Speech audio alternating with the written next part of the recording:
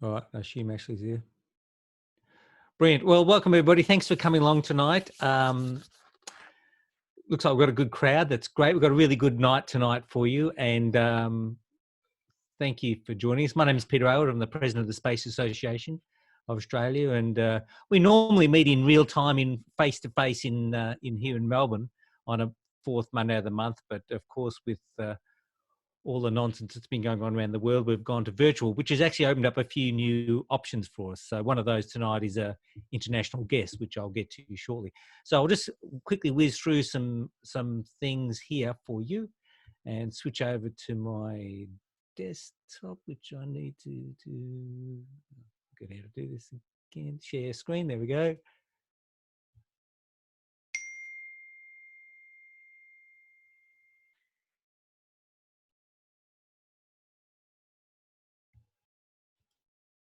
Ashley, I've got a host disabled attendee screen sharing. If you could fix that for me, that would be ideal.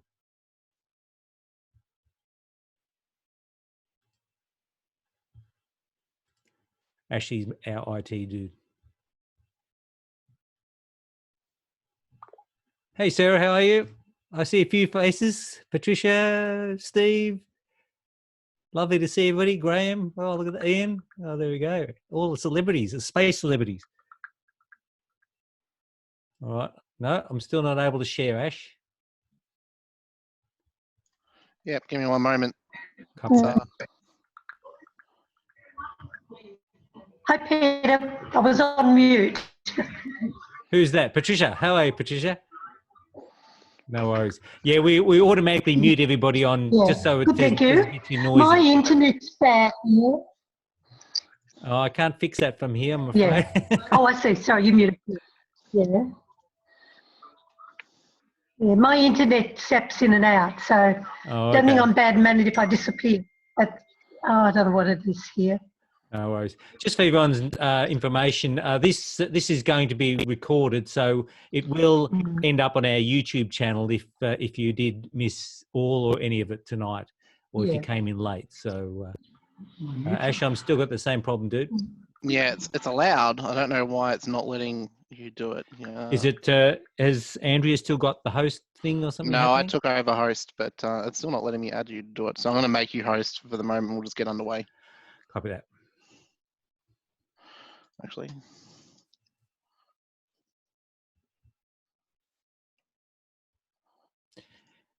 As is traditional with any meeting that involves a presentation, there's always a problem with the technology, whether it's PowerPoint, whether it's you should be able to do it now, Peter. Feedback from the speaker. There we go. Share computer sound. I'll click that. Won't let me click it. Not letting me click it, Ash. Oh, here we go. Right. Ah,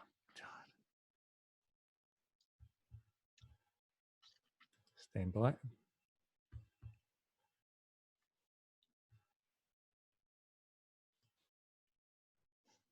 All right.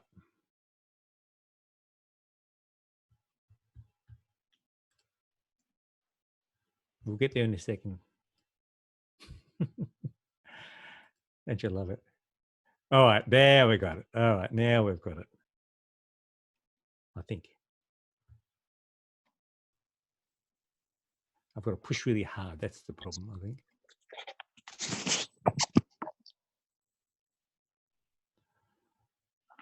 All right, so can someone that's got a good bit of audio see the text presentation page? So you should be able to see, Peter, in my little view, whatever you're sharing. Ah, superb. Fantastic.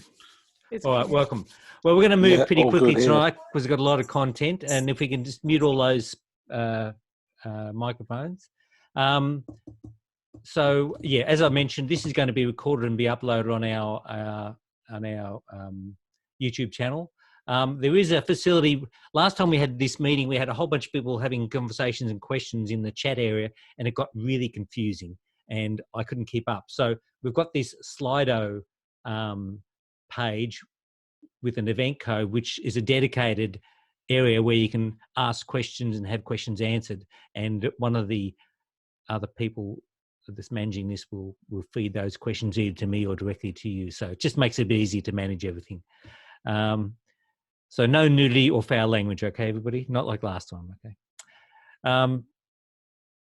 Fantastic. All right, so I'll just, I might skip over that because we don't need the video. We've got enough time. So obviously, welcome everybody for the May 2020 virtual meeting. Big week this week, as probably have noticed if you're at all across the space world. Hopefully, NASA is going to be launching a couple of blokes up to the space station this week, which would be nice. So tonight's program, we're going to be starting off with just a bit of information for the members of the Space Association about what's going on in the association. Not a whole lot, but we've got a few things that we want to tip over. Then we've got our special guest, Andrea Boyd, coming in from Germany, and we've allocated an hour for that. So I'm looking forward to that. Then we've got a preview of the SpaceX Demo-2 mission, and I'll just give you a quick run through it. It won't take too long. And then we've got a special feature by our expert Angelo Di Grazia on the NASA's human landing system, the selection of the moon landers, which is quite interesting. 3 quite different systems have been selected there, so looking forward to that. And then we're going to finish off about 9:30, although last time I think we ended up running an hour over. So that's this program anyway. We'll try to get through the formal program at least for there. I see someone's having some pizza or some kebabs or something. Okay, looks good. Fantastic. All right, so just for the association members and people that are interested, we talked about it last time. This is still ticking away. This movie called Searching for Skylab was produced back in 2019. It was released, and it's a really excellent documentary on the Skylab program. So we are in touch with the producer and distributors of that film, and we're looking to put together a special screening event here in Australia, or here in Melbourne anyway. It did come through some selected screenings earlier in the year, or late last year, I think it was. So we've scouted around for some candidate dates that would coincide with the mission itself.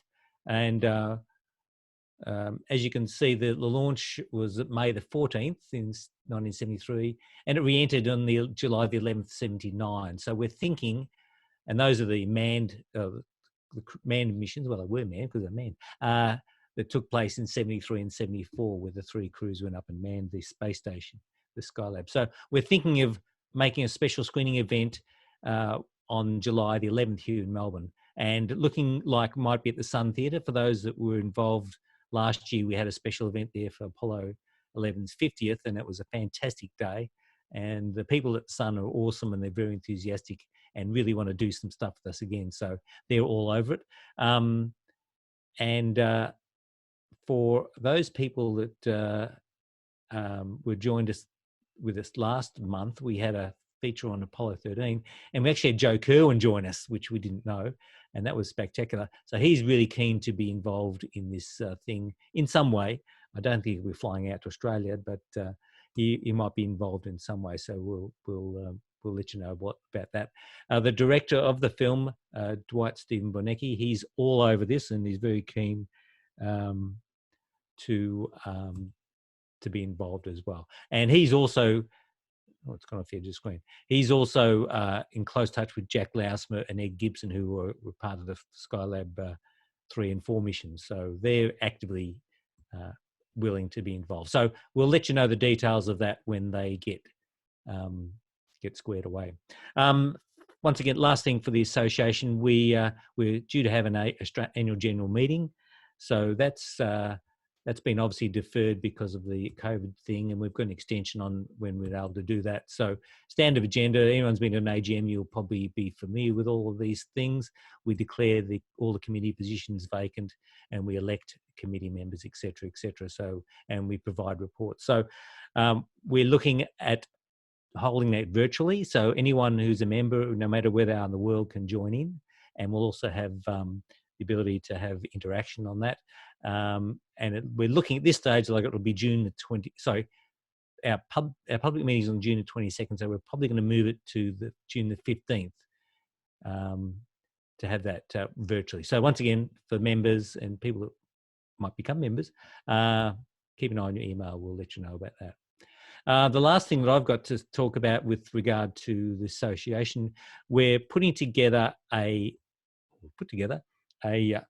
what we're calling a SpaceX Demo-2 Zoom party for this Thursday morning to coincide with the launch of the SpaceX crew vehicle up to the space station. So it's due to lift off at 6:33 Melbourne time on Thursday morning. And what we do, we'll send you the details after this meeting's finished, or might even put it in the chat somewhere. Basically, it'll be a Zoom. You can jump in. You can have a look at what we're looking at. We can have a look at what you're looking at. We can have a chat about what we're seeing, what the weather's like, whatever. And we will flip around to whichever source looks the best. And either that, we'll share that, or we just let everyone use their own browsers to look at whatever they'd like to do in regard to the launch. So could be a bit of fun. We're looking at starting, I don't know if the next slide talks about that. Oh yes, here we go. So we're looking at starting at 2 a.m. on Thursday morning. That's when the the NASA TV starts to start broadcasting the coverage. And I think they're talking about having 27 hours continuous coverage from the start of it, which is like 4.5 hours before the launch, to when they dock to the space station. So that's what NASA's talking about. So obviously they're pretty excited about all that. So what we'll do is we'll do a little bit similar to what we did tonight for this one. We'll send out invitations. You go ahead and register, and you get the links to join the meeting. So just check all our feeds, Facebook, Twitter, and also if you just want to go to the website, space.asn.au, we'll have details there. So just a bit of a thumbnail on what the day will look like for them. They're talking about suiting up at about 2:30 a.m. Going off to the pad at 3:30. They get a go to load the propellants. This is a different scenario now. They're loading the propellants after the astronauts get on board, which is unlike what they've done previously, and was a bit of controversy early on, but SpaceX proved that they felt it was safe, and NASA's been convinced. So there we go. So then the launch is 6:33. The Crew Dragon will separate at 6:45 approximately Melbourne time. So bit of fun, could be good. Join us if you're interested. So just last couple of bits from the association. We do run these monthly meetings, and the schedule is, as you say, the fourth Monday of the month. The next meeting will be virtual, the 22nd. July 27, we're hoping we'll all be able to get into a room and actually be human beings again, but we're not sure. They do a very nice Parmesanas at the pub that we meet at, which is the Golden Gate Hotel here in Melbourne, in South Melbourne. So if you're here in Melbourne, come along. If you want to come to Melbourne, come down. We'll have fun, but make sure that we can actually have the meeting in that pub. So that's the formula. The December one, obviously, if we left to the fourth Monday of the month, it'll be pretty late into the silly season. So we're looking like it'll be the 14th of December for that. Now, some late breaking news. Our next meeting, the June meeting, will have Dr. Malcolm Davis from the Australian Strategic Policy Institute. He's their senior analyst in defence strategy and capability. And that's the area that he covers, including Chinese military modernization. So that'll be interesting. So he's put out a couple of papers. One was the Australia's Future in Space, published in 2018 in the Strategy magazine. And he also did another one more recently in the looking at the Australian Defence Force and Contested Space in August 2019. So that will be one not to miss. So I urge everyone to put that in their diary and come along and join and hear Malcolm. Now, Andrea, I'm not looking at any questions at this point, Mike, so I'm too busy. So I might look at it while Andrea's talking if you want. Okay, so that's it from me and the association. Well, one last thing. So the next meeting, once again, will be June the 22nd. And this is a real picture. This is John Glenn and suit technician Joe Smith helping Wally Schirra drain the water out of his Mercury spacesuit after water egress training in 1960. The good old days, eh? I love that picture. The internet's wonderful. And lastly, the association is a non-for-profit, non-political, non-commercial group. So we all run on volunteers and membership fees. So if you're interested in what we do and want to become involved, we love to have you along as a member. And once again, you go to space.asn.au and you can go ahead and join, pay up and join all the fun. Fantastic. All right. So without further ado, we've got Andrea Boyd joining us, and I'll just do a quick introduction of Andrea before I hand over to you, Andrea. Andrea graduated from the University of Adelaide and worked as an automation engineer across Australia, then underground in the end-to-end process plant at Olympic Dam. She joined the International Space Station Flight Control Team 8 years ago, certified as a flight operations engineer for payload control, and cross-certified in later years for crew operations and biomedical, serving in the European Space Agency's Human Spaceflight and Robotic Exploration Directorate. Along the way, Andrea has worked, studied, or lived in like a local in over 95 countries. Goodness me, Andrea. As a side project over the last few years, she's helped to create the Australian Space Agency, which we're all pretty happy about. Andrea is the only Australian International Space Station flight controller and is stationed at the European Astronaut Centre in Cologne, Germany, from where she joins us tonight. And with that, I will stop sharing my screen and allow Andrea to take over, if that works. Yep, awesome. So hi, thanks for that intro. Okay, I don't need to introduce myself then. Dwight, by the way, lives really close to me in Cologne. Really great guy. I will start sharing my screen. It is an Apple, which I was told had some weird things before, but we'll see how this goes.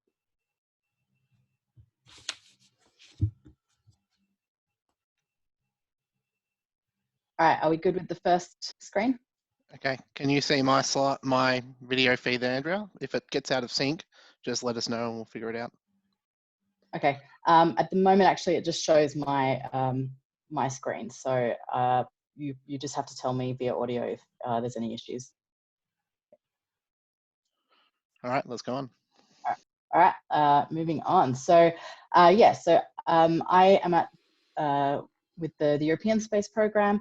ESA is comprised of 22 member states, originally 10 and then expanded. I'm hoping one day to maybe see Australia in the line with Canada and add a new flag. The sites are spread out across Europe as well as America, French Guiana, and Russia. Where I'm based, it's in Cologne in Germany. So this is the really awesome building where I work. We have all the flags outside. They're in French alphabetical order, which makes Allemand Germany first. So Germany had no objections to that. The International Space Station is the main project that I work on. It's, I think, the closest thing to Starfleet ever on Earth, and the biggest thing we've ever put into space. It's 20 years of continuous operation this year, so we've got a lot of ISS 20 gear going at the moment. It was fully completed in 2011, and it's been 4 functioning microgravity science laboratories ever since. The operations is actually spread out across the whole east to west, unfortunately mostly northern hemisphere, across Russia and Europe and Japan and the US. There's actually 5 mission controls. So Houston might be the most famous, but there's Houston, Huntsville, Munich, Moscow, and Tsukuba in Japan.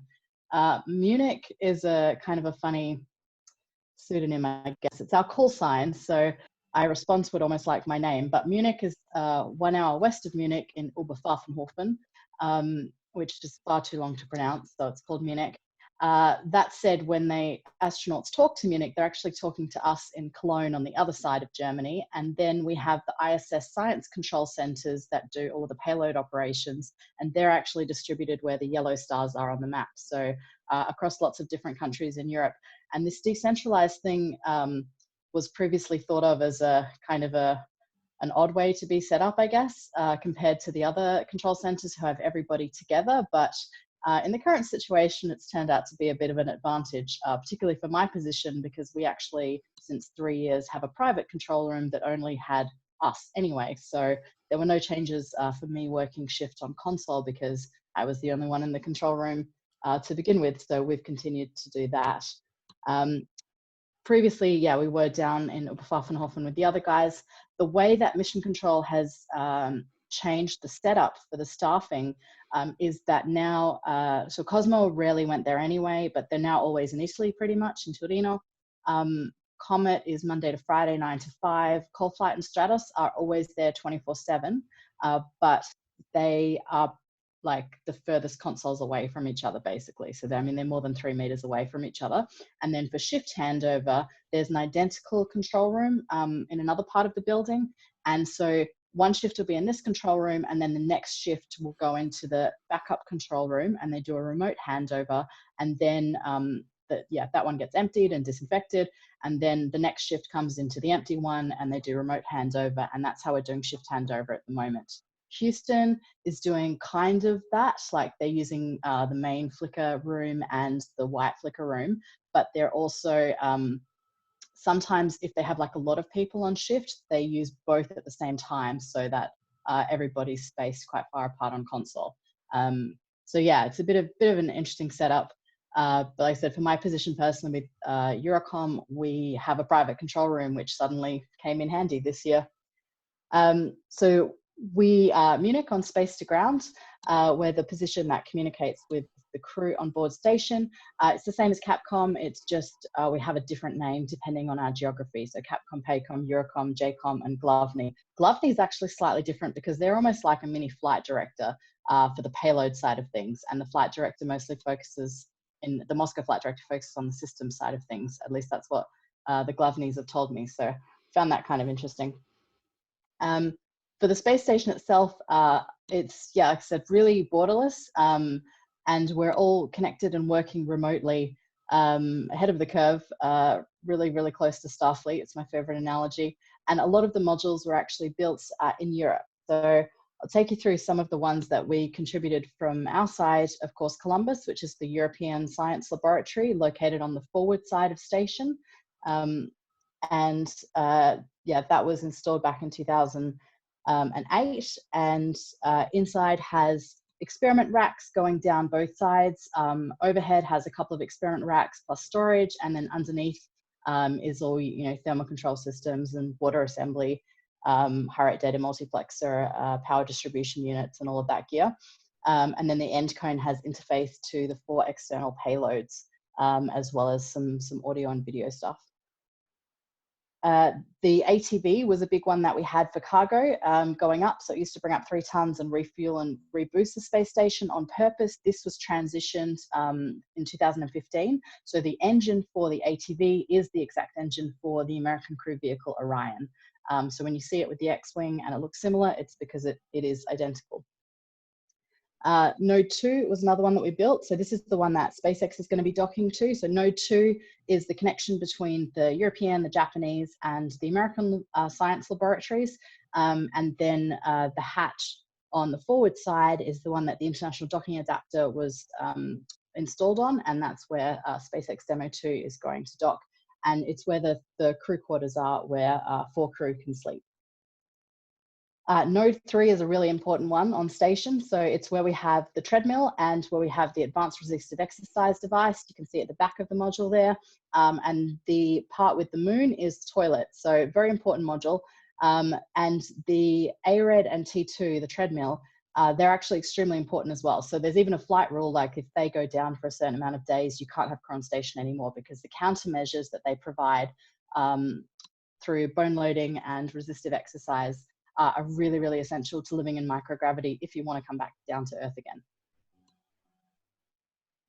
The cupola is where you get all your amazing photos and videos that the crew take from station, and where they do the robotic control. So actually today we have HTV is being berthed to station, and the crew will be commanding the robotic arm and capturing and berthing it from the cupola. And then PMM is a storage module, which is a bit like a caving expedition, to be honest, because there is quite a lot of stuff in there nowadays. Europeans in space, we've had a lot of European astronauts go up.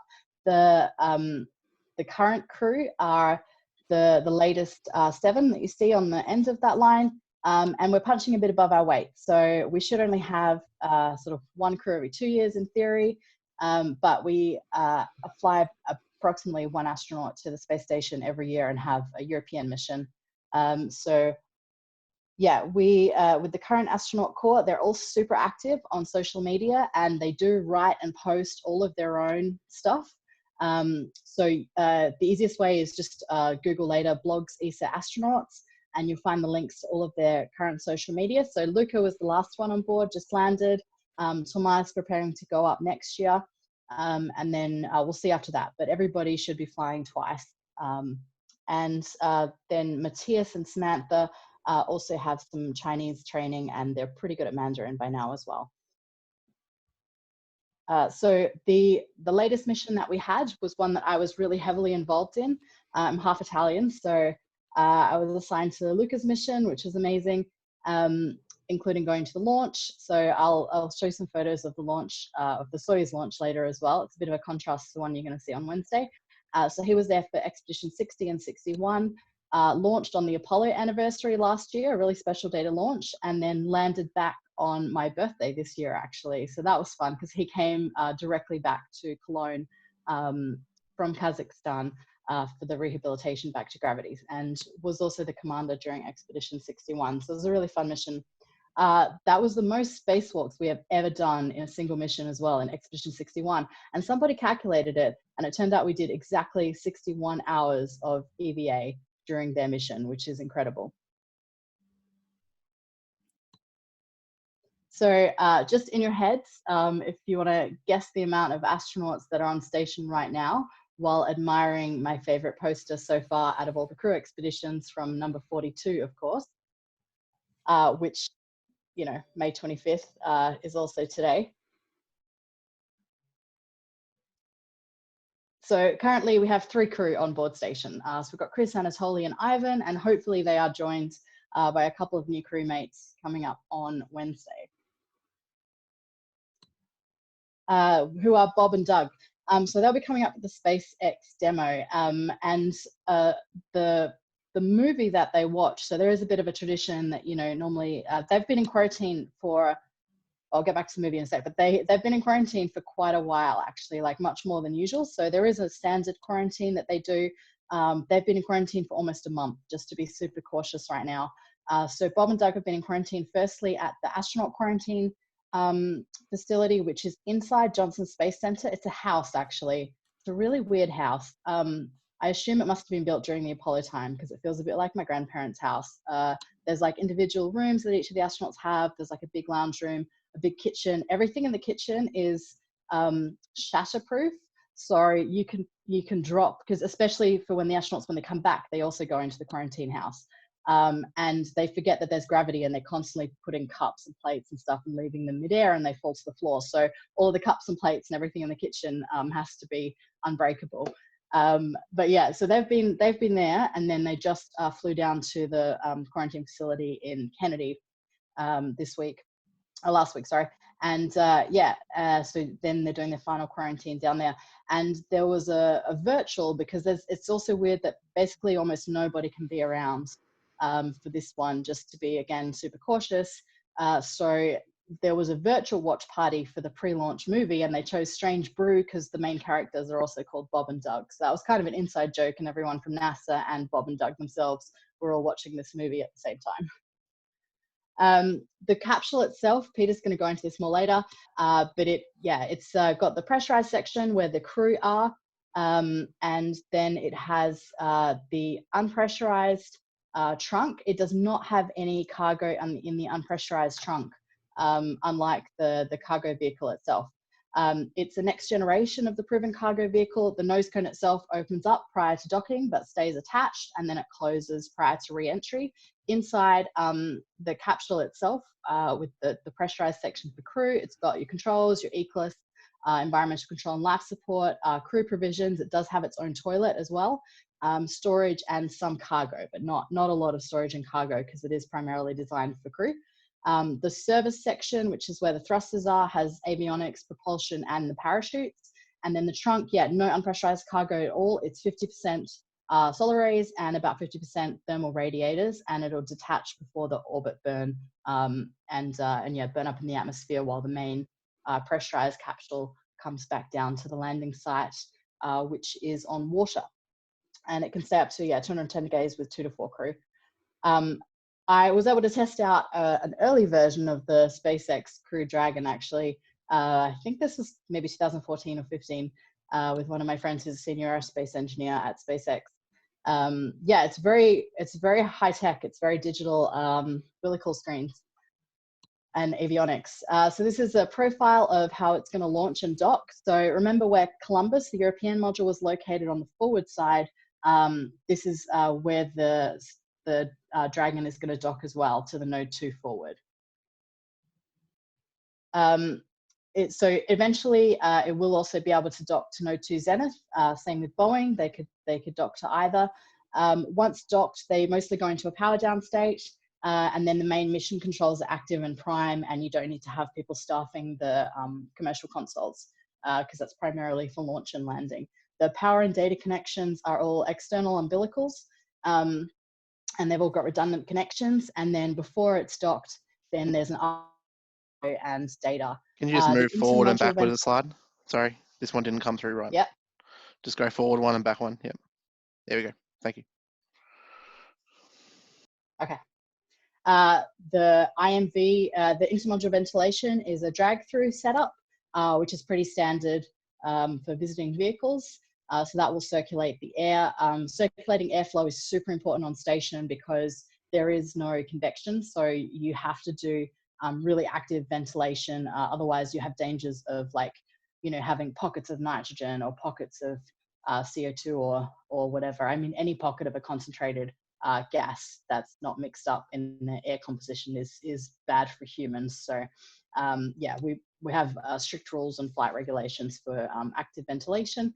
The module itself can also be a safe haven for 6 hours on battery minimum, or even 18 hours, up to 18 hours on, if it's connected still to external power from station. It can be a safe haven for crew. Safe haven is anything from, I don't know, you have an emergency undocking scenario, for example, in a worst case, or maybe also a worst case. Like, again, this is super rare, but we plan for the worst of the worst contingencies. So this is not a normal thing.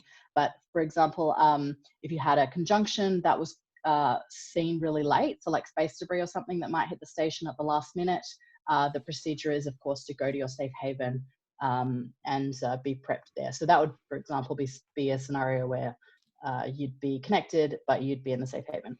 The flight control team, we have counterparts on the SpaceX side, so mission director, flight director, navigation systems, visiting vehicle officer, the 2 systems. My counterpart, so Capcom, is called, our counterpart is called Core on the SpaceX side. For talking to crew, the surgeon is covered by a NASA surgeon. I'm not sure yet what the landing support officer is going to be called, but as mentioned, the capsule is retrieved on the sea.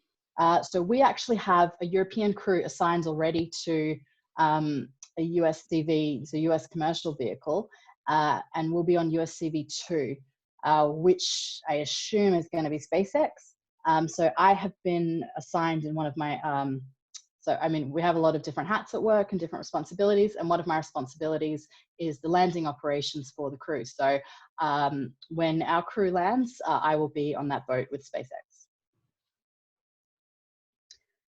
The docking itself and the hatch opening on Thursday, this is what it looks like on our timeline. So you can see this is the timeline of the crew on the space station. The colors mean that it's an associated activity. Red just means we need to add something in the background to it. If it's got, you can see the the orange and the green is the satellite coverage, which is pretty continuous, just a few handovers between satellites. The time is in GMT. And yeah, Dragon Commander and Pilot is going to be Bob and Doug. And then the actual hatch opening and welcome ceremony are in the blue box, where you can see it's a priority, it's fixed time, and all the crew, of course, are participating in that one. So I think at least for us, like I'm definitely gonna be holding my breath until that blue box activity where we have the hatch opening and everybody is on board, and really looking forward to that. I wanted to take you back because this is a question I get a lot of, what it takes to become an astronaut from selection all the way through to the space flight. So when you're first selected, you're actually an astronaut candidate, not an astronaut yet, and same like cosmonaut candidate. And that goes for about 2 years. So you have to go through the training cycle around the world and pass all the relevant certifications to graduate from being a candidate to being an actual astronaut. And then you're eligible for mission selection. And if you're selected, you have about 2.5 years of training, about 6 months on orbit, and then about 6 months of post-flight activities. The backgrounds of crew is lots of different types of science and lots of types of engineering, medicine, and military pilots. So they're the main degrees that you can have, main backgrounds that you have to become an astronaut. And then everybody learns everybody else's speciality. So it doesn't matter what your background is, you're going to be learning all of it. So you're learning the fundamentals of all the types of engineering, a ton of different types of science. And you have to learn a lot of medical as well as dentistry, as well as hairdressing as well. So, because, your crewmates and yourself, you're the only ones available to each other, of course, when you're on orbit. So they have really good training in a very diverse range of things. And of course, special skills. So scuba diving and doing EVA training underwater, human behavior and performance. So teamwork is extremely, extremely important when you're on long duration missions. And that's something that astronauts have been specifically selected for as well. It didn't used to happen so much in the early days of space flight, but HBP is considered really, really essential to astronaut selection. Plus robotics, Russian language, of course. So all the crew, regardless of their native language, have perfect English and Russian, and survival skills, and then photography and video skills are taught as well, because that's extremely important and quite difficult to take photos when you're moving around at such a fast, orbit, and you're 400 kilometers up. It takes a lot of skill to get amazing photos. The training locations, it's remote training at the moment mostly, which is a bit weird. So yeah, we've sort of had to adapt to that, of course. We're doing remote training with crew. We did have a special operation where we, Europe and Russia and America worked together to get 4 Russian crew to Houston, together with 2 European crew. So they're going to be in Houston for a while. And they, because they have specialist training down there. For the Russian crew in particular, they're doing specialist training on the American EVA suits, which is unusual because just in the contingency case where we don't have commercial crew arrive for whatever reason, then we would be prepared as an international team to have a mix of Russian and American crew doing EVA in the future during this year at least. So that was a different setup that we've got at the moment, plus remote training. So for example, we also put some hardware in the location where the crew is based, and then we've been doing kind of video lessons for that as well. But normally the crew rotate around Cologne, Houston, Moscow, Star City, and Scuba. So they're in Houston for usually 40% of those 2.5 years. Almost 50% is in Russia, in Star City, which is about an hour outside of Moscow, and in Europe for a few weeks, and of course in Japan as well for a couple of weeks.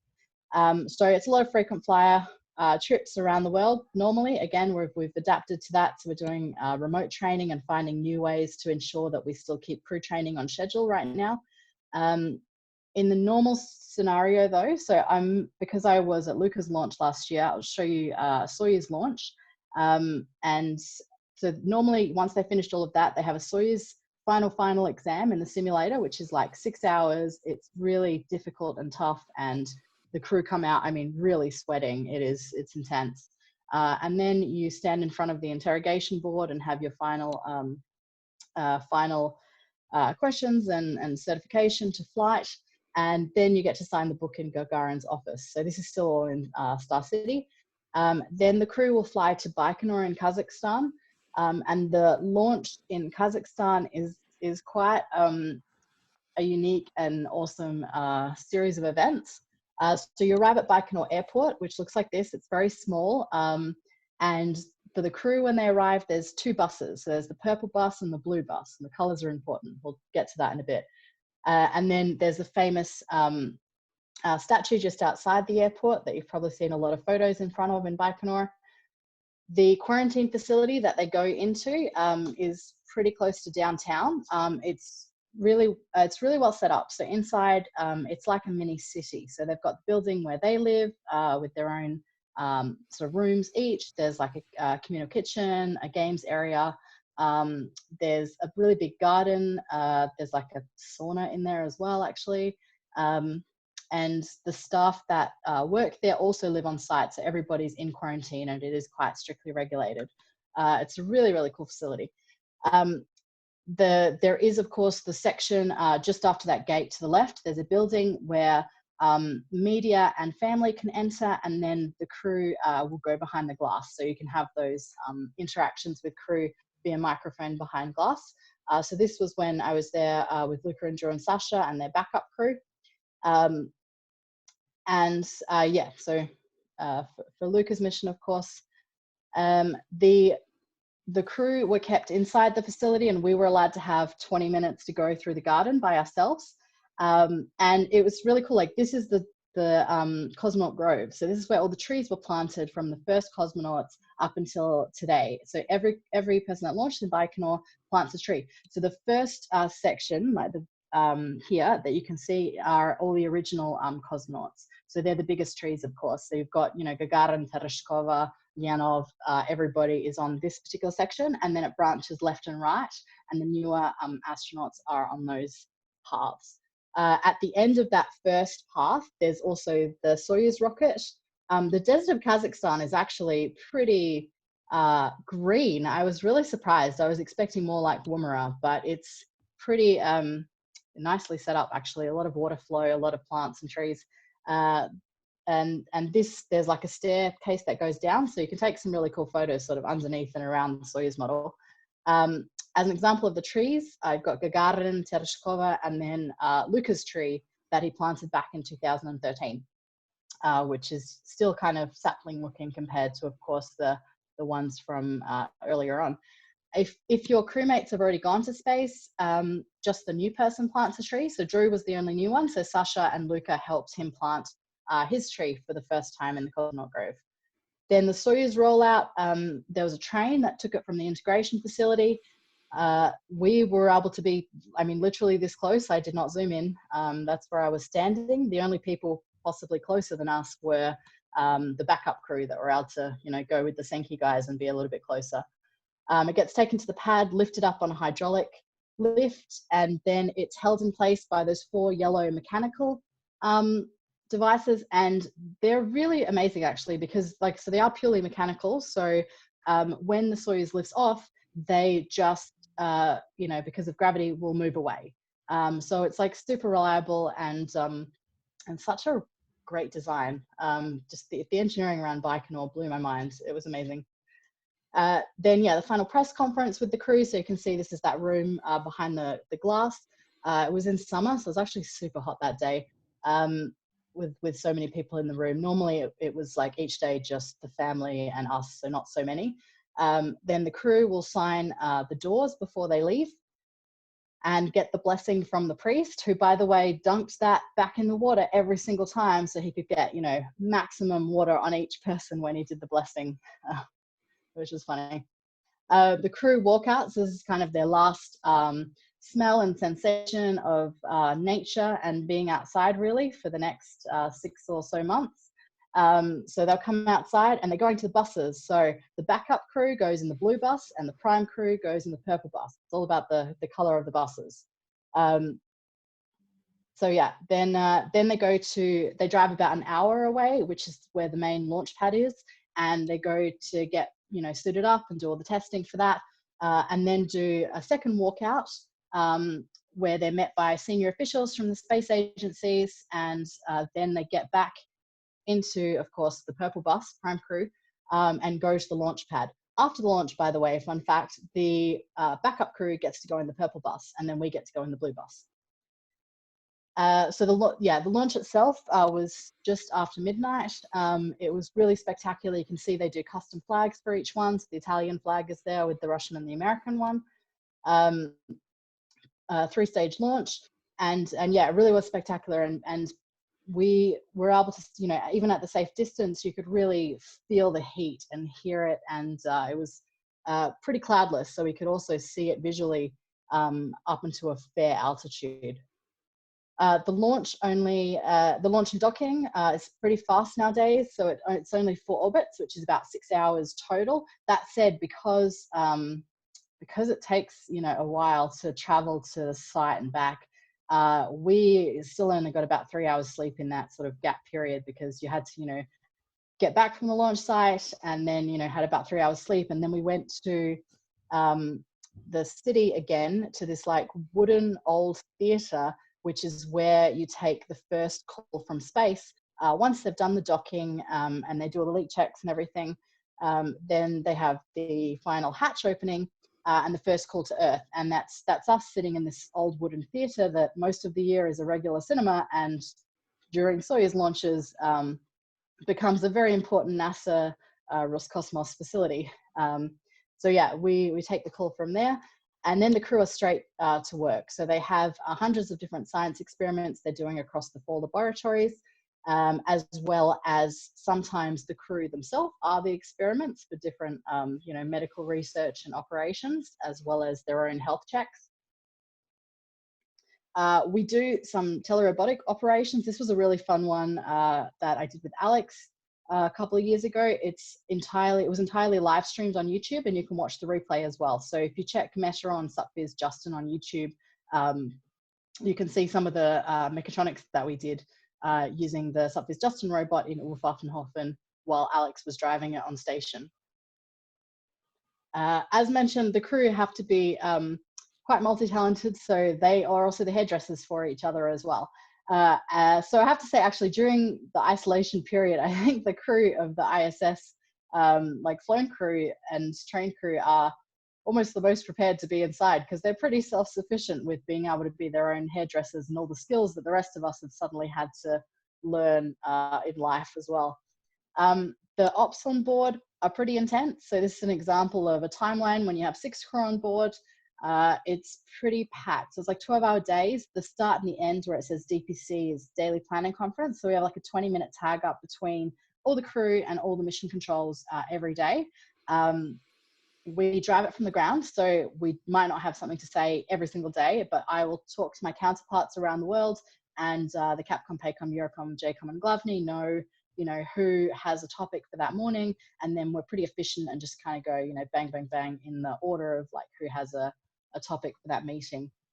So it's yeah, really efficient for the crew. They of course can ask questions anytime. It's about a 12-hour workday in between, including a break for lunch and 2.5 hours of exercise, so half cardio and half resistive exercise. Again, super, super important. You cannot come back to a regular gravity environment without doing these countermeasures. And with these countermeasures, we've basically eliminated almost all of the microgravity effects, except for the small cumulative radiation, of course, which is kept under safe limits, and bone metabolism. If you want to ask me about that, I did train in the biomedical engineering ops as well, so I can give a more detailed answer in the Q&A if people are interested about the effects on the human body in space. Special operations are considered EVA and robotics. We don't do a lot of EVAs except for scheduled maintenance, and it's very well choreographed and planned normally when the crew are going outside. And yeah, of course, the robotics such as the HTV capture, which is happening today. actually the approach of the this is one of the previous HTVs that was captured. So this is what it's going to look like when Chris and Ivan capture it with the robotic arm today, and then it'll get berthed by robo to station. So that's the approach of HTV is actually happening right now. It takes a few hours for the approach, and then the actual capture with the SSRMS is a blue box activity. So one of those ones that has to be exactly at that time for operational reasons. And the HTV has to arrive by today, actually. So it has to be berthed by today because of just a lot of different things with flight dynamics. The HTV has to be berthed before, it has to be berthed 2 days before the launch of Crew Dragon. So everything's on time and on schedule at the moment, and the berthing should happen today. And it actually has to happen today as well, because it has to be 2 days before Dragon.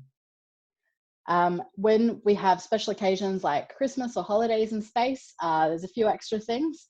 You might have noticed in the Node 2 picture, there was that Christmas tree. This is Node 2 again with the same tree.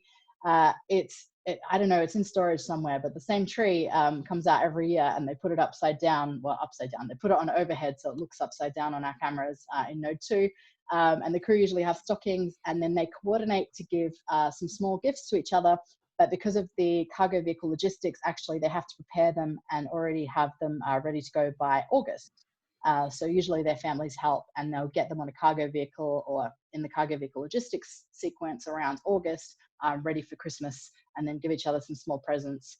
1 year, Tim sent down a British care package, well, not sent down, but organized from up there to have a British care package sent to us when we were working the Christmas shifts, which was super nice and made me realize how many British things we sort of acquired in Australia for Christmas, like mince pies and Christmas crackers and various Cadbury things. Which myself and one other British guy had to explain to the other Europeans, because they were like, we don't think it's so good to have minced meat that's been out of the fridge for so long, and we had to explain it was fruit. But that was super nice that he sent that down.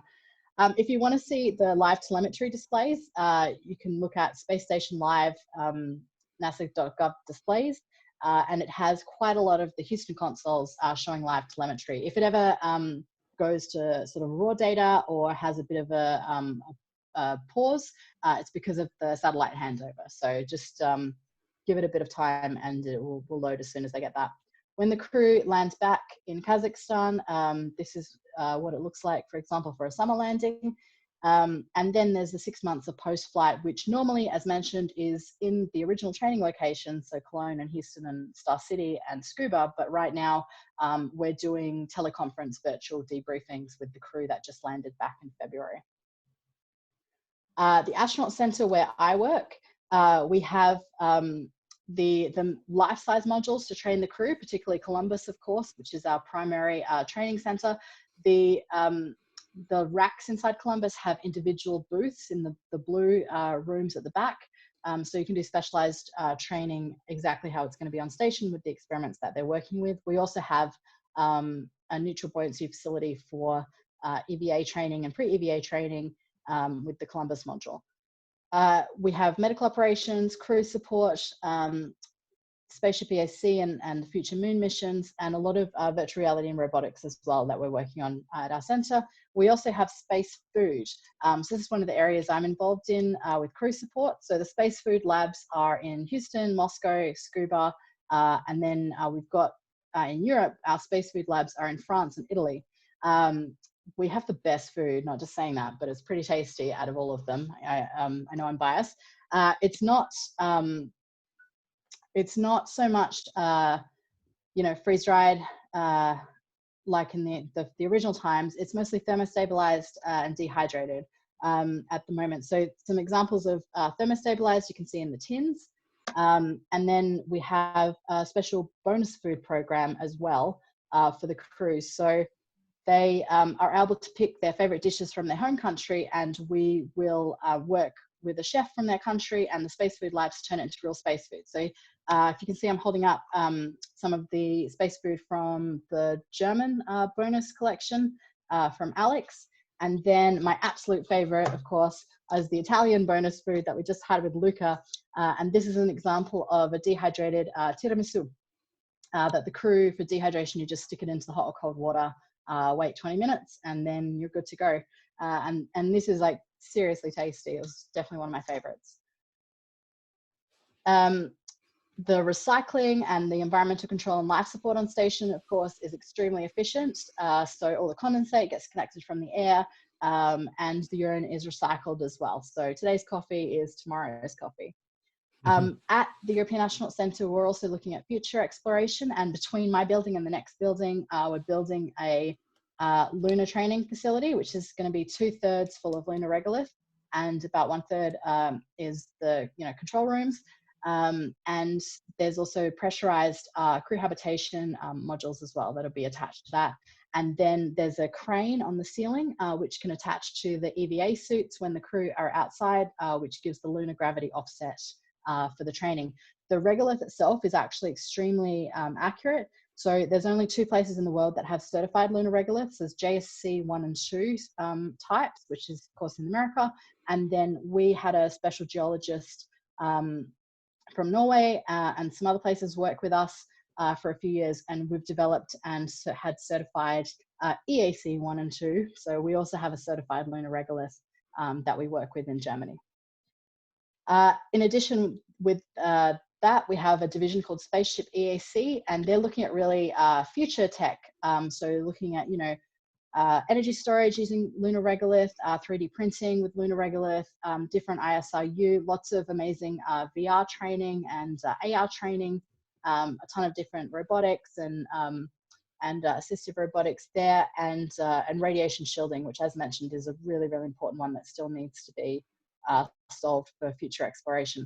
In general, with Europe, sorry, I don't know what that other one is. That's supposed to be a picture of the gateway. We've got, of course, Humans in LEO that we're working on currently and have been for many years. We've got a lot of different Mars robotics mission and lunar robotics missions. And then the big ones that we've got happening right now. So we've just had Lucas Beyond mission, and we've had the Col KA, which is a KA band antenna, and the Bartolomeo, which is a external research facility for Europe. So we're going to have an EVA, which is entirely European focused, which has never happened before. I will be the Eurocom for that. We just did a joint simulation together with everybody at NASA and everybody at ESA that's going to be involved. It was a 12-hour full simulation last week. It went very well. So we're going to be having this EVA in either June or July, depending on a few things, and installing the Col KA and the Bartolomeo. And then for a visual of where the European exploration vehicles are and are going to be going, you can see the ExoMars and Earth Return Orbiter for the Mars missions, the Gateway, our contribution, of course, with the engine of Orion and the cislunar transfer, and of course our daily operations with the ISS. If you want to follow ISS, and I think this is the one that you've got in your background at the moment from Ustream probably, we do live stream the station every day, so you can see live video from station, and the audio is normally embedded into that as well if you watch it through Ustream. So anytime that you hear an Aussie going on Space to Grounds, that's me. And I would be happy to take some questions. And whoop, no, I'm going to switch back to my regular Zoom screen. Here we go. Okay. So we couldn't see you when you were showing that stuff before. Do you want to show it again now? Or which one? the astronaut food. Ah, yes. Okay. So this is some of the German. Ooh, the background's going to fade it out, isn't it? Here we go. So this is some of the German bonus food that we had in the tins. So it's just an easy open with the top there. There's actually in the galley now, there's like, everybody has their own mini fridge basically, as well as these kind of 4 toaster looking slots. So you would just put this or the bags for hot food like into one of the slots, and it heats it up, and then you take it out, open it, and it's ready to go. For the tiramisu, it looks like this. And it's got the straw in it that you would attach, well, the septum adapter. So you plug it into the hot or the cold water. So in this case, the cold water, and yeah, just like I said, wait 20 minutes and then you're good to go. And this is part of the amazing Italian food that we had for Luca. Fantastic. That's wonderful. We go on for hours. I do have 10 questions so far, so perhaps we'll whiz through them. Just like spend a minute or so on each one, if that's okay. First one's from Andrew Rennie. The SpaceX Demo-2 mission is a big deal for US space industry and its enthusiasts. What is the attitude to it amongst your colleagues in Germany at large? Oh, it's good. So, I mean, we're all in this together, and everybody's cheering for everyone else. So we're definitely happy to have redundancy in the launch system again, hopefully. And of course, our crew we've already, so Thomas is going on US CV2. So we've already got a European astronaut booked for that. And we've got another European astronaut confirmed for US CV3. I'm not allowed to say who it is, but we already know that we've got crew on 2 and 3.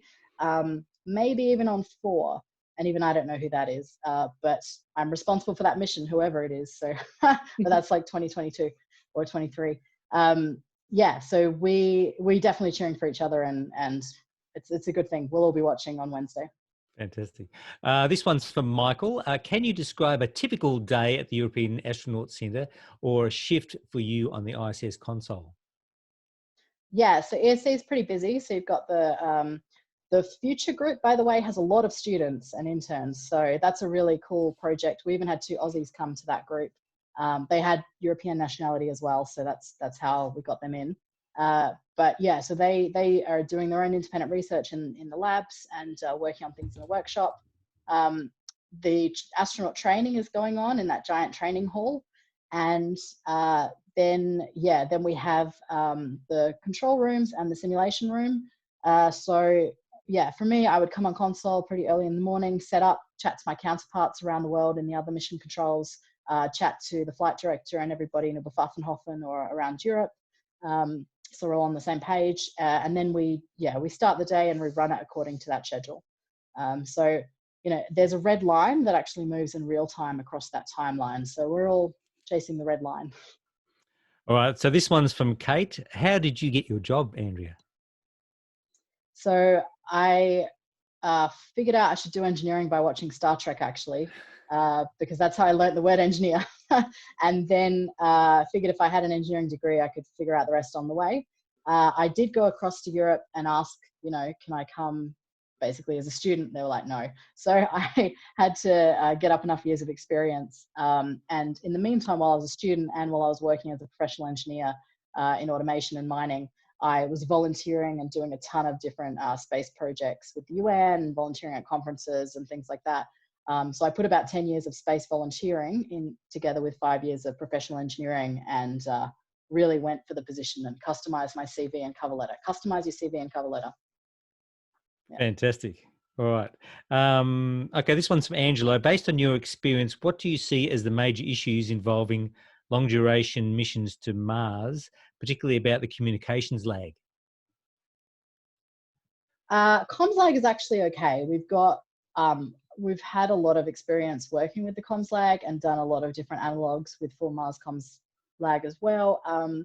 There's I forgot the name for it, but there's like this we've got sort of this group messaging, no, not group, like themed messaging thing across multiple channels that you have for sort of message-like communication, so that you don't get lost in different topics. It's like one chat per topic, if that makes sense. So we've got that sort of thing, plus different other written comms. Audio comms, of course, are pretty much out of the question except for recorded messages.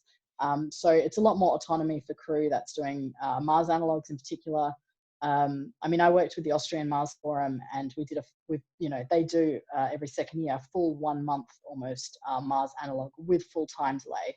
And then, of course, a couple of my colleagues were underground for 500 days on the Mars 500 mission with full time delay as well. So it's definitely doable, and there's lots of ways around that. The things you have to solve for humans, though, for getting there, which is the main things that are unsolved, is radiation protection and bone countermeasures for bone metabolism and bone loading.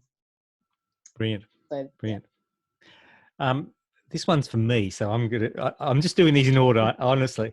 I just picked up, you mentioned that some of European astronauts are learning Chinese.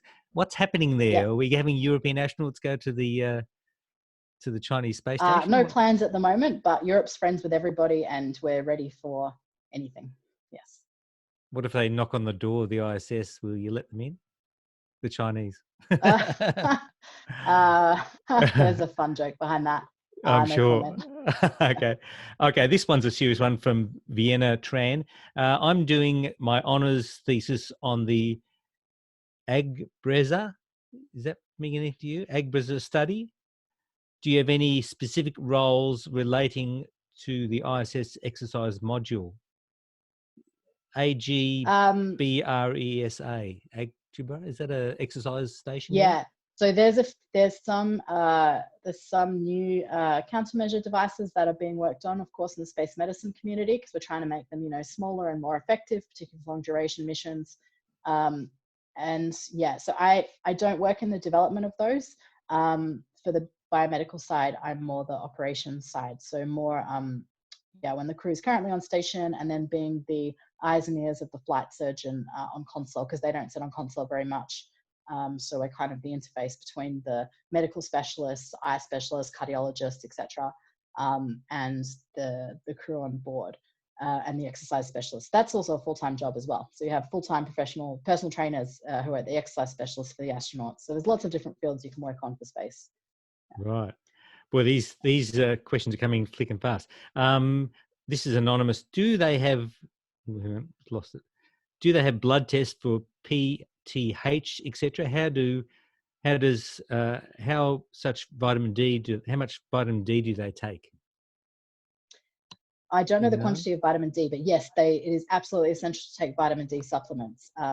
So that's because of the whole calcium cycle. So for the calcium cycle to work, and this comes back to the bone loading as well. So when you're on Earth, you've got what's called osteoclasting and osteoblasting. So you've got basically the outer layer of your bones each day gets sort of microfractures, and then the outer layer comes off, for want of a better definition, and that's pretty mineral rich, calcium, a bit of magnesium, whatever, and your body's going to perfectly regulate that calcium. So if you have it bone loading, so on Earth that's just standing up, sitting down. Right now I've got loading on my spine. When I stand up, I've got loading on my legs as well.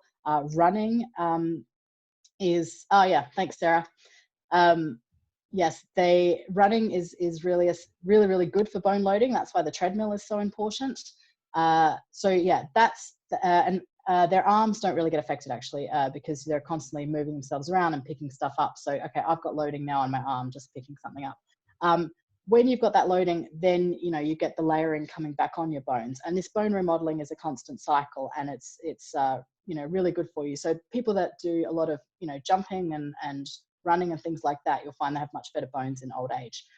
Even for people who are on bed rest, we found that doing horizontal sort of forced jumping on their legs is a really good countermeasure for being bedridden for a long time. So but to make that whole, and if you don't though, so here's the kicker: if you don't have bone loading, then your body's going to perfectly regulate calcium anyway, and you're going to get kidney stones. That's how that happens. So you don't want to actually take calcium supplements, because you'll get more kidney stones. But to make that whole cycle work, you need vitamin D. So yes, that's why the vitamin D is definitely super important because of that. Fantastic. We've just got time for a couple more questions. There's lots coming in, but I probably won't be able to get to all of them. This is another one from Kate. How healthy physically... Oh, hang on, sorry, missed it. Sorry. How healthy physically and mentally does a person need to be considered an astronaut candidate?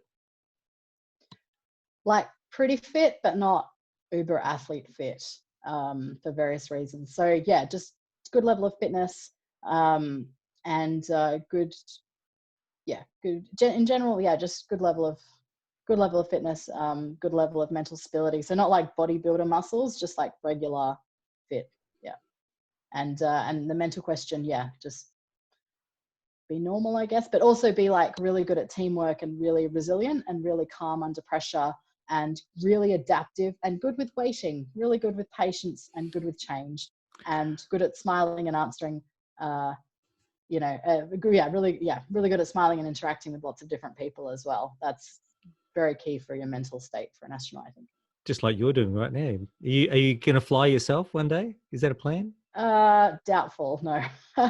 No, I really like mission control and working across all the different missions. Yeah. Fantastic. Okay, so this is the last question we've got time for. Hopefully, maybe we'll get your Twitter handle or something else, and people can maybe ask questions offline if that's suitable to you, Andrea. The last one: do ISS astronauts have rest days? If an astronaut is feeling unwell, can they take a sick day? Yeah. Yep. So Monday to Friday is pretty chockers, like you saw on that timeline with the 12-hour science and engineering days. Saturday is less scheduled, but it is a pretty full day as well because they have to do cleaning like it's in a share house, you know. So the cleaning gets distributed amongst the crew, and someone has the bathroom and someone has vacuuming and different modules. And yeah, so that's the Saturday, and then Sunday is a proper full day off. We would never call up to them on a Sunday. They of course can call mission control anytime. And Sunday also includes a 1 hour high definition video conference with their families. During the week, however, I should say that they have regular access to email, some internet, and you know, like they also have a voice over IP phone, so they can call any phone on Earth anytime that they like as well, around working. And the quality is pretty good, actually. I've had calls from space and it sounds like a regular phone call. So the first phone call I had from space, though, I hung up. That's another story. But we got connected eventually. Alex will never let me forget that one. Yeah, so their communication with ground and connection to family and friends who are remote is pretty good. So, I mean, we've all sort of got a taste of that now, how it's doing, you know, how we do video conferences and remote communication at the moment. Yeah, the crew are pretty good at that, but they definitely have the Sunday off. If they are feeling sick, yeah, sure, they can. They have a weekly private medical conference with their doctor. Every 2 weeks, they have a private psychological conference. Every month or so, they have a private exercise conference with their trainers, as well as some personal training video sessions at the very beginning. And yeah, if they don't feel well, of course, they can ask to take time off. We're not going to force people to work if they're feeling sick. So it's definitely totally fine if you need to have a sick day or even in space. Take care of your body. That's fantastic. So just one last, what time is it where you are? You in Germany? Is it about just around middle of the day for you, is it? Yeah, it's lunchtime. You got a day off today, or you're just stepping out? No, I'm working. This is in between my management meetings and telecoms. Oh, thank you today. so much for that. Actually, it fits exactly in between. Oh, okay. And just on the ISS, they use GMT, don't they, for their time? Or is it Moscow time? They use GMT. It's great for Europe, actually, because it's always 1 or 2 hour difference to us, depending on daylight savings. So it's actual morning and afternoon and night. It's always like night shift and morning shift for Houston, poor guys. And Japan, it's afternoon shift and night shift. So we're in the best time zone to work with the ISS. It's a nice bonus for us. Well, thank you so much, Andrea, for taking time to talk to us. It's been fantastic. We could talk for hours. Maybe we'll have you back again soon. What I might do, I'll get some contact details from you offline, and if people do have more questions, I'll flick that to them if that's all right with you. Yeah, or put up my handle, so feel free to tweet me. Okay, perfect. All right, we'll do that. I'll let one of our Twitter people and have do fun that. Watching on Wednesday. I will definitely. Well, we're all going to be watching as well, so we're all watching. We're all cheering from. Well, we're having a hangout thing here on Zoom, so if you want to join that, but you probably get your own thing. NASA's got a 6 hour broadcast continuously, so that's it's a pretty hardcore media production for their side. It's going to be awesome. Fantastic. Well, thank you again. And if you want to watch the same movie the astronauts watched, then Strange Brew. Okay, all right, we'll do that. Yeah. All right, thank you. Let's put our hands together, everybody. Thank you very much. All right, just to keep on the timeline, I'll skip off and finish my little bit. Thanks again, Andrea. If you're more than welcome to stay around online, please. Very happy to have you do that. All right, so I'm just going to take over things here.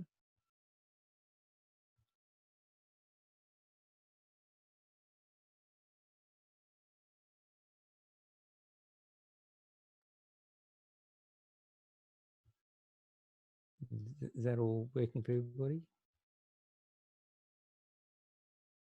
All good? All right. I'm just going to take a couple of minutes just to give you a bit of a preview of the. Andrea's already talked about it, and for those that were on the presentation last week, Angelo did quite a detailed look at the SpaceX Dragon crew demo mission. So I'm not going to do that. I'm just going to give you a bit of a preview of what's coming up this week, and Andrea can jump on and correct me if I'm totally wrong. So as mentioned, for us here in Melbourne, the scheduled time for that launch is 6:33 a.m. Just to give you a bit of a heads up of what they've been doing since in the last few days. They arrived at KSC on the 20th of May in their little executive jet. And just one thing, I've just noticed his little extra bit on the back of the engine there. I've never seen that before. Well, I don't know if it's a sound thing or whatever, but maybe someone can tell me what's going on there. I do have a little bit now. You'll probably cringe at the at the audio of this, but it just goes for a couple of minutes. It gives you a bit of a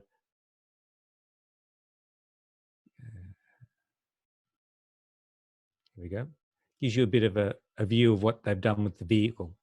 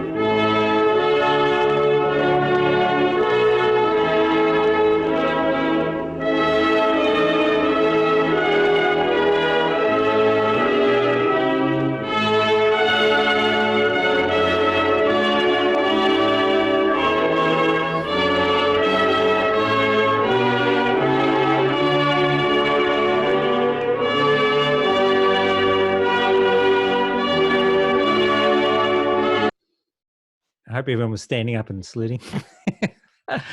Okay, so on the 21st of May, they had a flight readiness review for the Demo-2, and they all socially distanced, as you can see in the picture. But Jim Bridenstine and the rest of the team were there.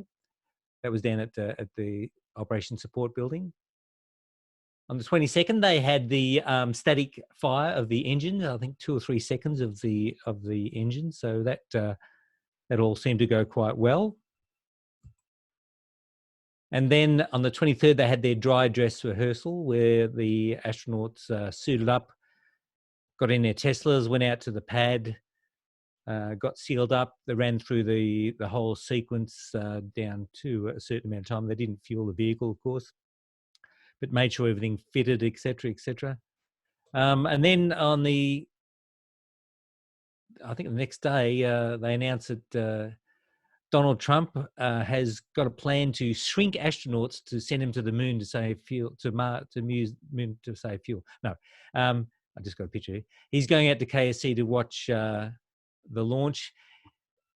Mike Pence is going to go with him to make sure he doesn't do anything wrong. I'm not sure how well that's going to go, but anyway, this was Mike Pence a few months ago, carefully reading the instructions. Okay.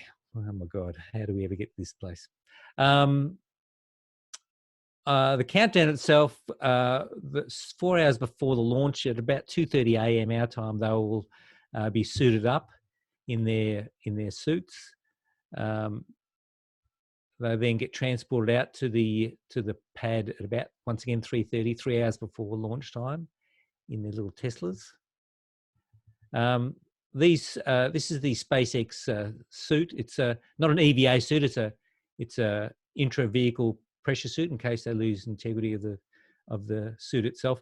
And something that I've always wondered about, and I've now got it answered, is how they get into this thing. I've got this little 1-minute video that explains that. Oh, sorry. Everything is one piece. So you don't put on gloves, you don't put on boots, you put on the spacesuit as a whole. And the way you do that is you actually climb up. There's zippers that go all the way around the entire inseam of the whole suit, and then you actually get up and get it on. That's about the best I can do without touching it. Like that. And then you're now in it, and you do have the option of actually unzipping these gloves. So if you want to, get in it, have it unzipped, that way you can still use your bare hands to do anything else you might need to do or adjust or zip up. Here's a little secret. Down here is actually your life support port. So that will pop open. I'm not sure if there's going to be more connectors or what, but what you can see now is behind there's actually basically just, you pop something in, that gives you all the life support you need. So hence, I guess the reason why we haven't seen pictures of them putting their suits on, it doesn't sound very elegant, but anyway. So then they're going to jump in their Tesla electric car and go out to the pad. I'll run through that. I won't read all of this. This is the countdown timeline. Basically, at minus 45, they get the go to load the propellants. I mentioned that before. Unlike other US manned vehicles, they'd always been fueled prior to the astronauts going out. In this particular case, they fuel after they're in. So there we go. So countdown proceeds, and at 6:33, if all goes to plan, the weather cooperates, they lift off. Then we go through max Q at 58 seconds, and we have the normal SpaceX first stage vehicle recovery. Hopefully it's going to land out on the Of Course I Still Love You. And 12 minutes and 48 seconds after liftoff, theoretically they'll be in orbit, and the nose cone will open up so that they can begin the docking sequence, which will happen later on. That's how it's supposed to work anyway. There is a capture the flag, you people may or may not have heard. Back in 2011, on the last shuttle mission, they took a US flag that was actually flown on the first space shuttle mission in 1981. And the idea there was going to be brought back by the first US crew to launch from US soil. And this is the quote from Obama at the time: "Good luck to whoever wins that flag at the capture the flag moment." So theoretically, that's going to happen. And that flag has been up there since that time. It was stuck on one of the hatches for a while. And now it's been wrapped up in plastic, and it's got this little thing flown to the ISS on flown on STS-1. STS-135 took it up and removed from the next vehicle. Apparently it actually was lost for a while. They had to, about 6 months ago, they thought, where is that damn flag? They had to do a bit of a hunt to find it, stowed away. So obviously launch weather, as in everything, is critical, particularly with manned launch, because obviously we have abort options that they need to protect with regard to weather, and obviously they're going to be splashing down, so they need to make sure that the splashdown zones are okay and the weather going up is okay. And of course they're going to be hopefully recovering the first stage booster, so they'd like to have the weather suitable for that. I don't think it's 100% critical for them, but I guess they'd like to do it if they can. So that'd be good viewing if we see that. That's kind of what we're going to be seeing on hopefully Thursday morning here. So look forward to that. And once again, we've got that Zoom party. So if you're interested to join us, please come along. That's it for me. I'm going to stop sharing. And I believe we've now got young Angelo De Grazia, who's going to be talking about the NASA selection of the human landing systems. So if you're there, Angelo, the screen, the platform is yours.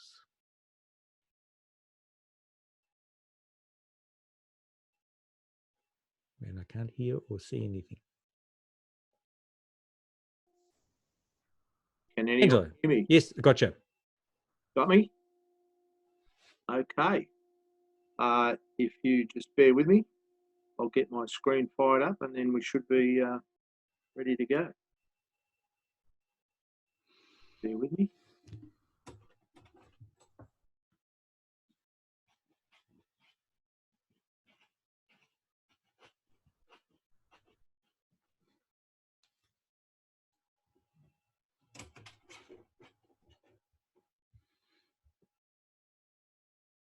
You have screens open everywhere, so you're always, it's always a challenge. Okay, share the screen.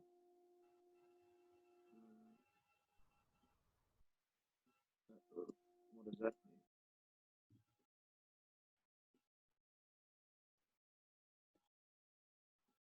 We can see a screen. You just have to go into presentation mode. Yeah, I do, but I've got there's a little something here, as usual, the technology. I've tried to change my computer, which is always a dangerous thing because things can go wrong. And the reason I changed my computer was, okay, let's just, all right, let's start. Give this a go.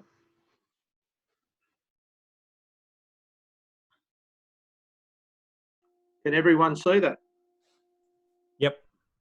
Okay. We can see your notes slide. It's not full screen. Yeah, it's the wrong screen. Because we can see all your notes and stuff. It's the what? We can see the presenter view. Oh, really? How does that happen? When you go to share, you select which window you're going to show, which screen you're going to show.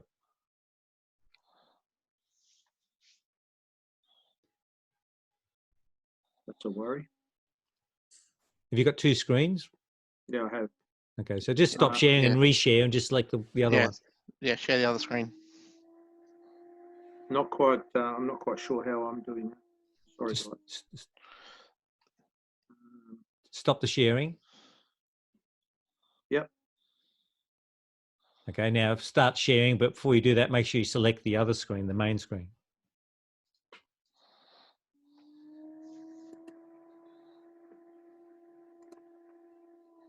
Bingo. Yep. Perfect.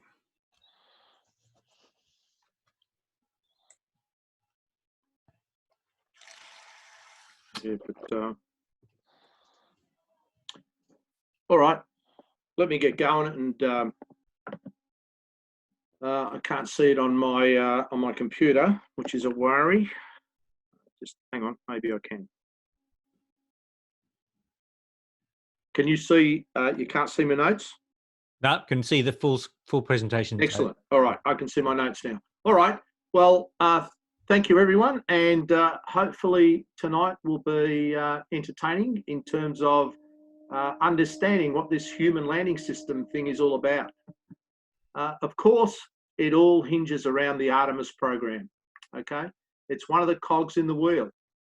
It's part of the Artemis program, the NASA initiative, and it's the Human Lunar Landing System program. Now, Artemis, let's just do a little bit of background. What is the purpose of Artemis? The purpose of Artemis, what is its ultimate objective? It is Moon first, Mars second. So that is, Mars is back in the news. So the Artemis program is a combination of many little components. There's obviously the robotics components, and there's future hardware and equipment that's being procured through government means and through private sector as well. So it's a huge operation from NASA's point of view and the American government. So Artemis, the Artemis program comprises of 4 key components. The first is the Space Launch System, currently in development. It's a government-owned rocket, and of course it's years and years and years behind, and it's in a very expensive system, but it will be used to launch the next component, Orion. Orion's been in development since probably, at a guess, 2008, thereabouts. So it's taken 12 years to get to where we are, which is snail's pace, I guess. The third component is the gateway, Lunar Gateway. It had some prominence even 6 months ago, but has, because of the initiative to get to the moon by 2024, it's basically been sidelined for the time being. But I'll get back to that. And the last component, of course, the big missing bit was the lunar lander. Okay, this is Orion and the Space Launch System. It's going to look terrific when it takes off, let me tell you. There it is, but it is shuttle-derived hardware. Incidentally, those engines are ex-Space Shuttle engines, and they've actually reordered more of those, and I think they're quoting $145 million per engine. So that $1.5 billion per launch is not far off it, I suspect. These are the various options that are being considered. This will be the first rocket. This is called the Block 1. This will be the first to carry men to the moon, but they really want this rocket because this has a lot more capability. It's called the 1B. But again, costs and time don't allow it to happen. Now here's the real article. This is the core stage of SLS going to Huntsville the Marshall Space Flight Center in Huntsville for testing. There's your Orion capsule. And this is the real McCoy. And of course, we've got the Lunar Gateway. This is from our colleague Anatoly Zak. Does some great sketches and drawings, but this is one of the concepts. And the bits that are going to fly first will be up here. The propulsion module and the basically an accommodation module and support module. So they're the first bits. Anyway, keep going. There it is again. And there is, in its very basic form, you've got a Orion capsule to the gateway with a impression of a early model of a lunar module or a lunar lander. And the last component, of course, is a lunar lander. Okay, now let's talk landers. We haven't been to the moon since 1972. Not sure how many were actually there and remember it. I certainly remember it well, but I certainly didn't think it would take another 50 years before we'd be going back again. So the Artemis program, the broad objective is Moon Mars, near-term objective, boots on the moon by 2024. That's important because it has focused the strategy, okay? Robotic program, commercial lunar payload services Eclipse initiative is underway, so the robotic program's underway. Artemis 1, towards the end of next year, we'll see an uncrewed SLS and Orion really get sent way beyond the moon and test the system out over a 3-week period to verify. Artemis 2 will be crewed astronauts. They'll return to the vicinity of the moon, and it'll be the first time in more than 50 years, and it'll be an Apollo 8 style moment for a new generation, because it will be an Apollo 8 style launch. This is Artemis 1. I've showed this picture every time because I like it. It's complicated. Artemis 3, that is the moon landing. 2024, we'll land the first woman and the next man on the moon. And the gateway is no longer needed for this. However, NASA still believes it's key in the long term. Beyond Artemis 3 to 2028, they want to really have the gateway up there in what's called a near rectilinear halo orbit and a sustainable presence on the moon. Probably the South Pole, Shackleton Crater, where there is ice. The gateway, by the way, does give some unique possibilities. The reason why NASA's pushing it so hard, it is really a staging point that allows landers to land anywhere on the moon. North Pole, South Pole, equatorial zones. So that's why they're pushing the Lunar Gateway. Beyond 2028 and into the 30s, they want to get into lunar exploration big time. And of course, the big one, resource utilization. And of course, the Artemis Base Camp. And the human lander acquisition is therefore the last big cog in the wheel for this to happen. So there's Artemis 3, the lunar landing. It's probably not Artemis 3 because you've got a few too many wheeled vehicles there. I suspect it'll just be boots on the moon in 24, and off we go.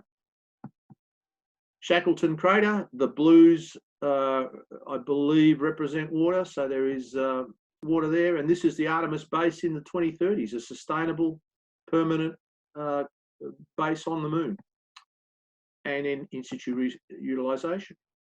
I'm going to try to run this. If this doesn't work, can someone just tell me that this is not working well, and I won't play videos anymore, but give it a go.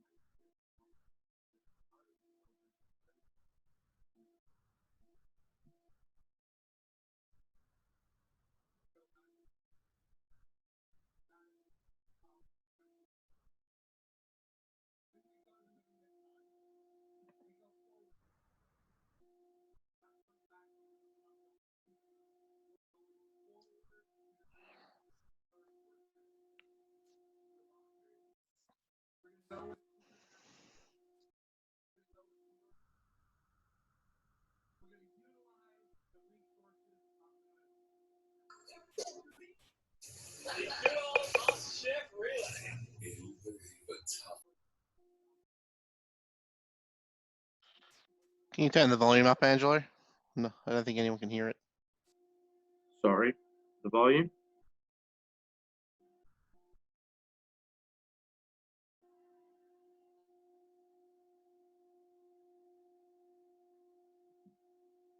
All right, sorry.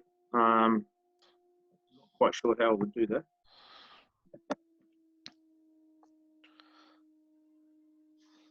That's right. You can commentate for us.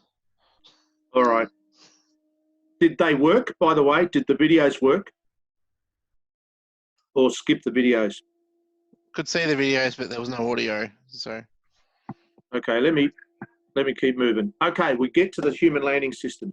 Okay. I will get to those. Dynetics, SpaceX, national team.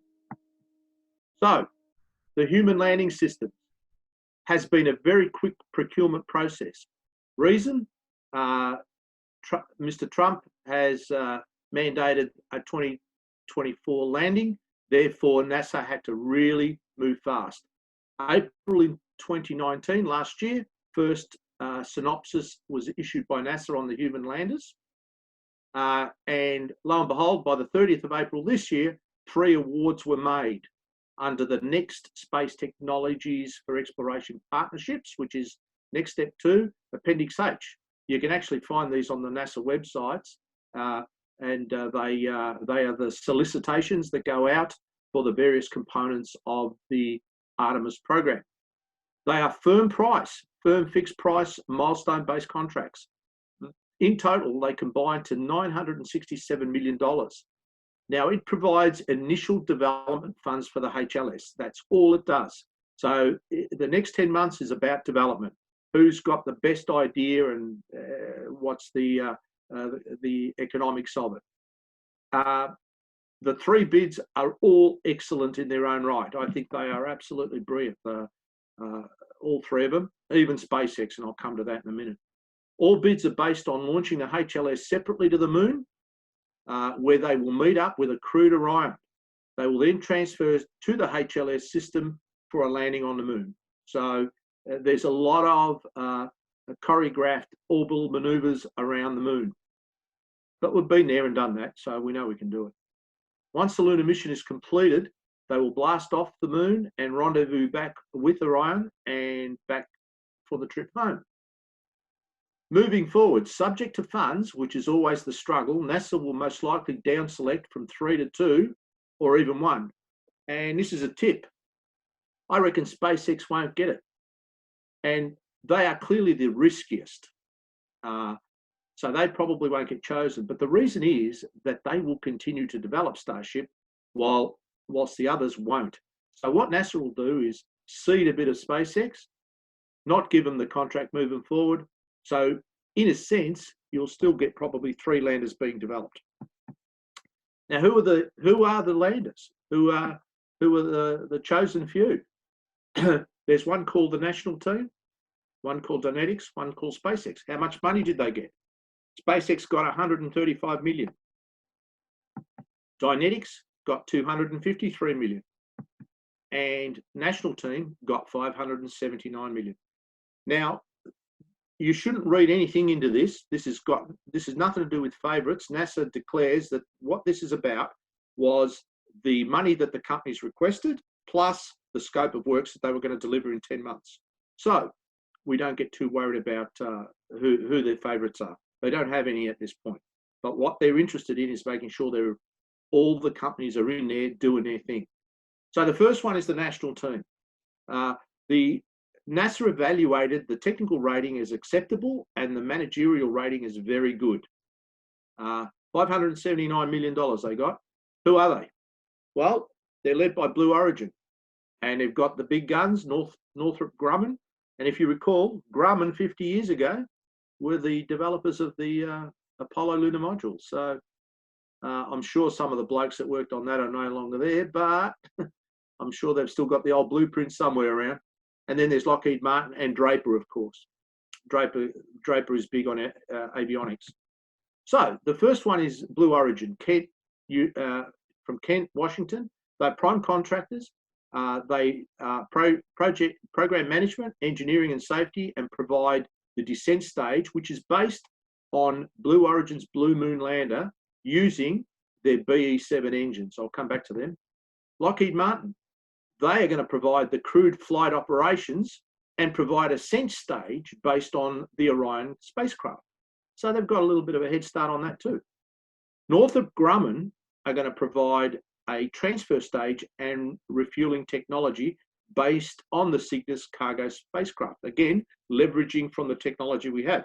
And you'll notice there are 3 parts to this system. And of course, Draper, they'll provide guidance, navigation, and control of avionics. So, Blue Origin of Kent are the lead.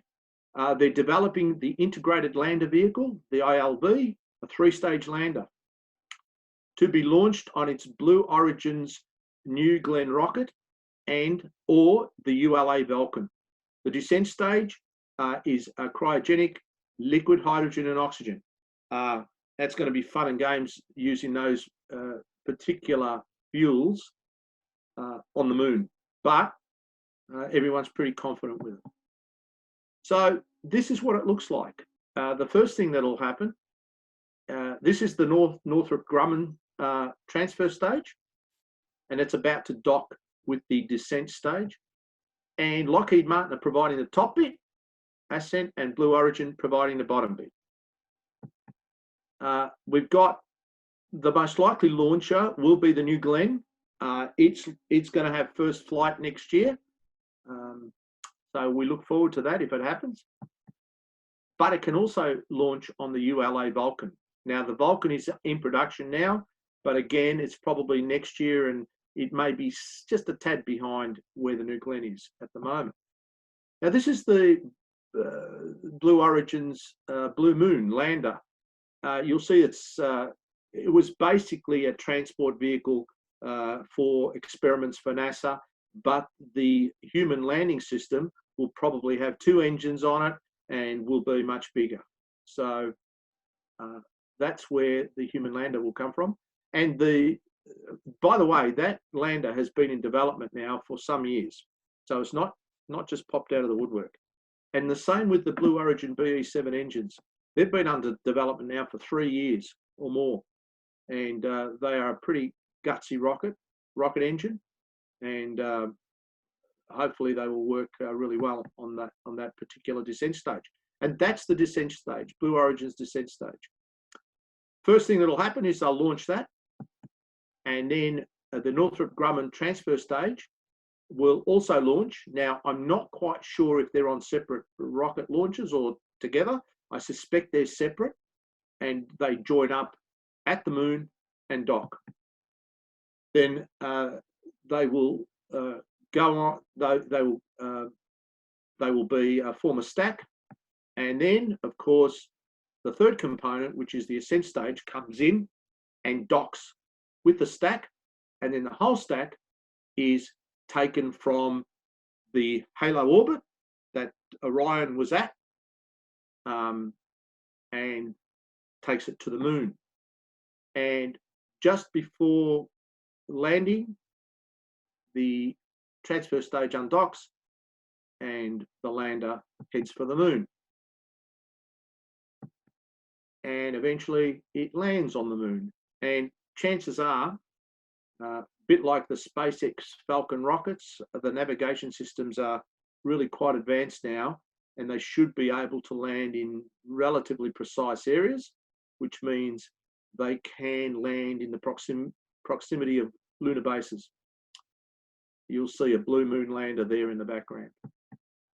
Then they get back into their ascent stage, much like Apollo, and go back. Now, this is the National Space Team.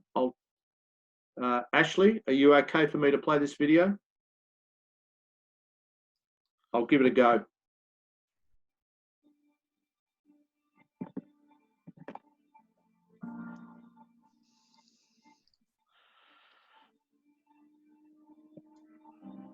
Do you have turn on original sound in the top left corner? Sorry? On your sharing, does it give you the option to turn on original sound?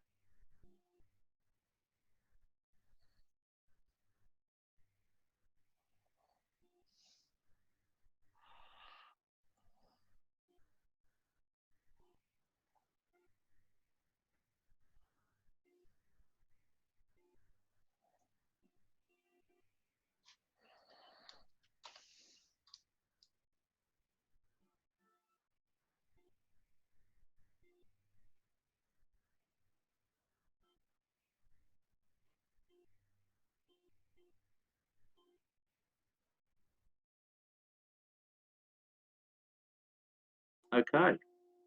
Hopefully you got a little bit of that. I'll go to the next team, a group called Dynetics. $253 million was their award, but NASA evaluation of this particular lander was technical and managerial rating is very good. So they got the highest marks. So let's look at this lander. This is a group, a cast of thousands, it really is. The big guns there are Tail Zelania from Italy, Draper, Sierra Nevada, Paragon, ULA, DCI, Maxar, and Astrobotics. So they're only a few of them. So the team, Dynetics, from Huntsville, Alabama, prime contractor. And this is the ones that most people would be familiar with Sierra Nevada, obviously one of the big guns in aerospace, but there's a whole stack of others as well. So big team. And it was interesting because they got the highest score for managerial component. And, you know, to manage that lot, I would have thought, holy cow, not an easy thing to do. So they must be pretty exceptional in the way they put their bid together. So what is it that they're developing? this is really, really nifty, this one. It's developing the Dynamic Human Landing System, the ALPACA. I couldn't find what ALPACA stands for, but I know it's an acronym for something. It's a single structure providing both ascent and descent capability with drop tanks for reusability. It's to be launched on ULA's Vulcan. The fuel, couldn't find out what it was, so watch this space. Dynetics is also delivering critical hardware to the SLS core stage, exploration upper stage, Orion, and the ISS. So if you haven't heard of Dynetics before, you will now. They're pretty. They've got their fingers in a lot of pies in the space game. This is it after the fairing separation from the Vulcan rocket, and you can see, if I can show you that, these are drop tanks. So these are the tanks that allow the lander to maneuver from even a gateway and be able to drop those tanks and then do the lunar landing. There it is with all its tanks. And you'll notice the two outer tanks are gone and they land with those inner tanks. Those tanks are reusable. Sorry, not reusable. They can be replaced. So this lander becomes essentially reusable. And you'll notice that it's got a very low height profile, which means the astronauts haven't got a long way to walk down the ladders, unlike the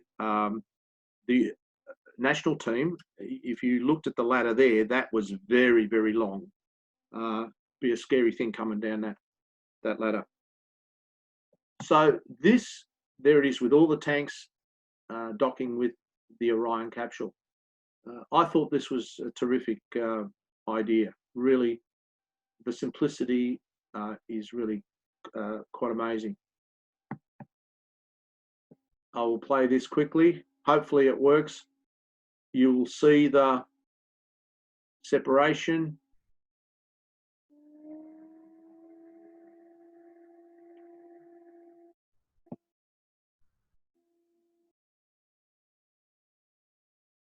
Here's the Orion coming to meet it, and they rendezvous at the moon.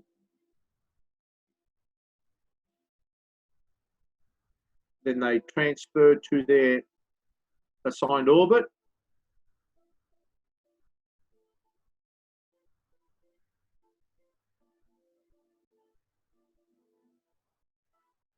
Drop the tanks and go for a landing.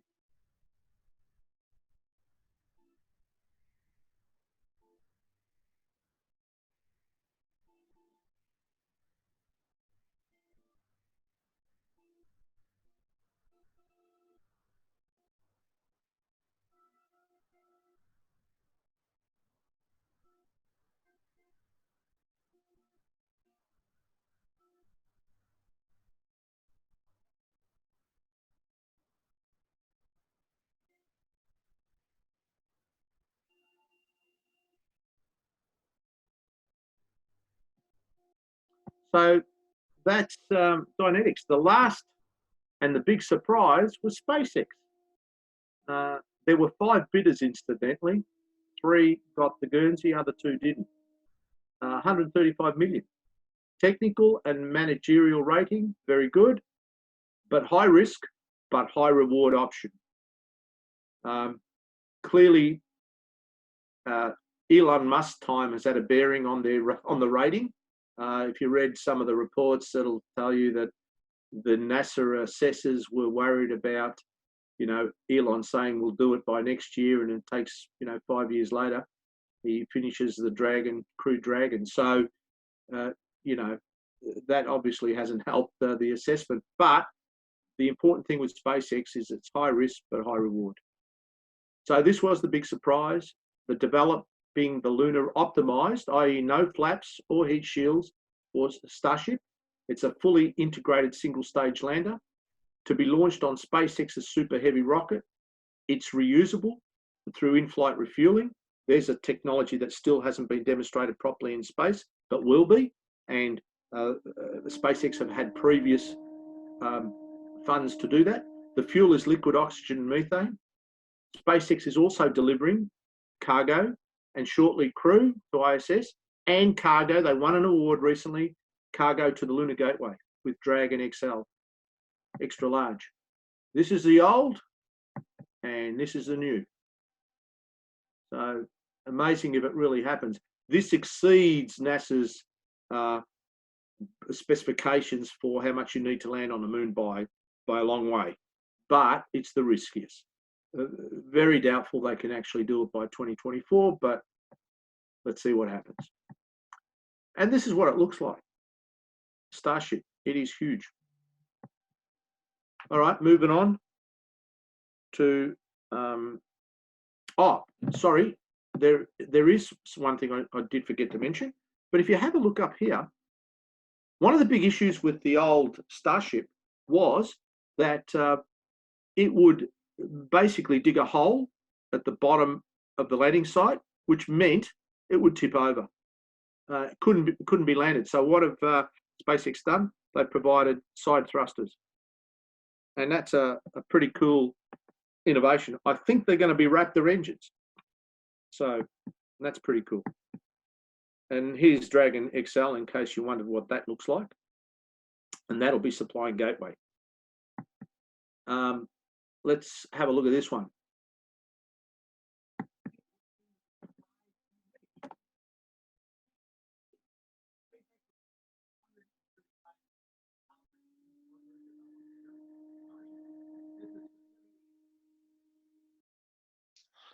There's no audio, Angelo. So if there's no audio, just Sorry, can't hear it. Yeah, there's no audio. So.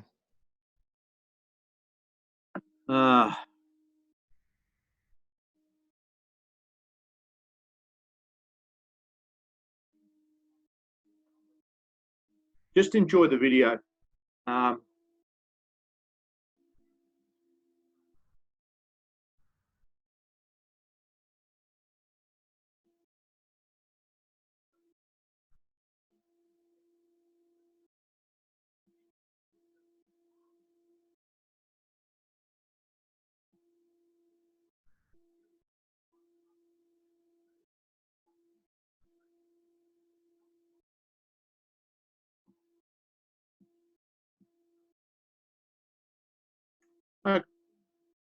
Okay, so in summary, SpaceX, because of its ability to try, fail, fix, has got a lot of nimbleness to it and can actually react to issues quickly.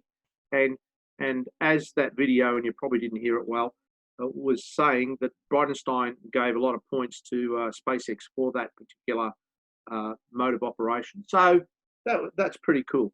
Okay, moving on. There is a little bit more. Of the 5, one of them was Boeing. And as we know, they didn't get the money. Now, that's created a lot of angst amongst,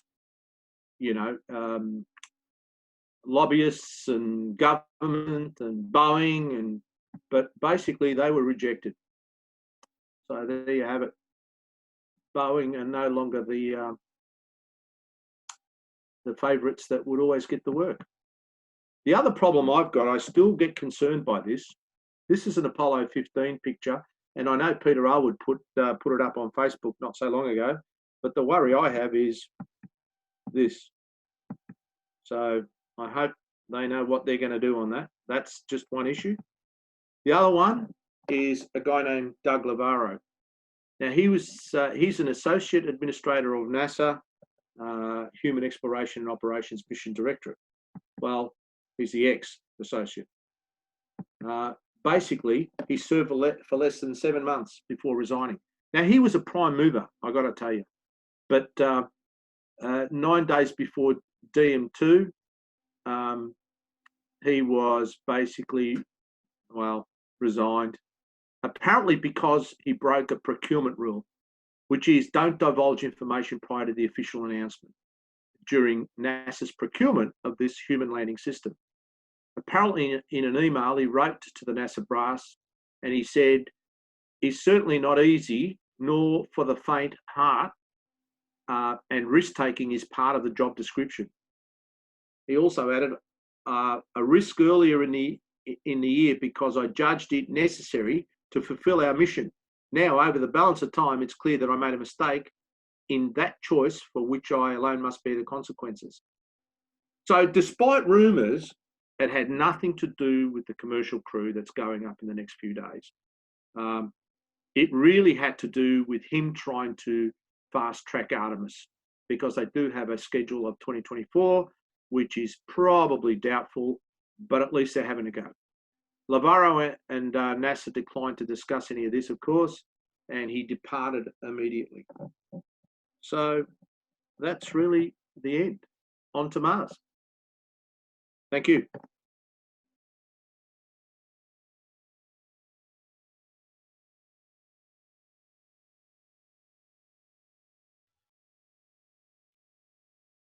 Am I Okay, who's... am I back on, Ash? You're back, Peter. Thanks, Andrew. That was excellent. Well done. Yeah, just a couple of audio issues there.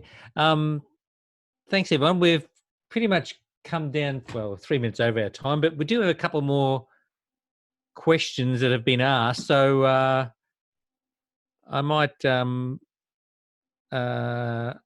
Tony is asked a question of you, Angelo. Yeah. In regards to the Demo-2 mission, will it fly to the ISS and dock, or is there just a flyby? And after this, will it be used for civilians? The answer is yes. Well, the answer is yes to both. It will go to the station, but it will take its time getting there. And the reason is they're going to run it through its paces. Once they get into orbit, I think it takes about 2 or 3 days to get to the space station. They will test it out. They will do manoeuvring. They will do all sorts of things to validate the integrity of the system, and then they will take it onto the station. Now, the DM2, the Dragon, is designed to be fully automated. People have raised concerns like, how do they, interact with an LED display whilst they're shaking on the way up? Well, the answer is they don't. It is an automated system, and it is fully automated to the point of docking. And yes, there will be other people go up there. And the latest, which Peter announced at the Space News a week or so ago, was that Tom Cruise was potentially maybe one of the candidates to actually go up. And again, they're talking about getting a journalist up there. I think Mr. Trump wanted to send all the journos up there, one-way trip. But yeah, it is the seats there. There will be spare capacity. But interestingly enough, as of now, we're going to go into a barter system with the Russians. You know how the Americans have been paying $90-odd million per flight? They've only got a couple of those left. I think it may be only one, perhaps. But the bottom line is, after this point, you'll see Russian cosmonauts flying in SpaceX vehicles, and they will do a swap. So occasionally you'll have Americans flying the Soyuz again. So in that scenario, they won't be selling seats to each other. I suspect it'll just be a seat swap. It's all part of bartering now, and it's to do with the long-term relationship to the moon. The moon missions are very much an American initiative. I don't see a lot of international partnership there, but the gateway is certainly international. Yeah, interesting. Okay. No worries. I might, if the people want to hang around, maybe we can open up.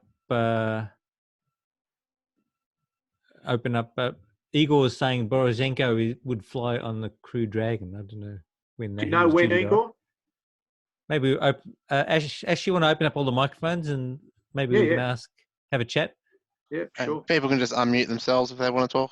So okay, yeah, that's probably better. Otherwise, there's too much noise going on. Igor, any idea what mission we're talking about for the Russian?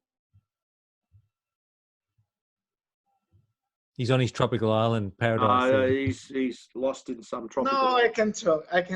It's unclear. It's one of the probably on mission 3 or mission 2. I don't believe it's scheduled yet.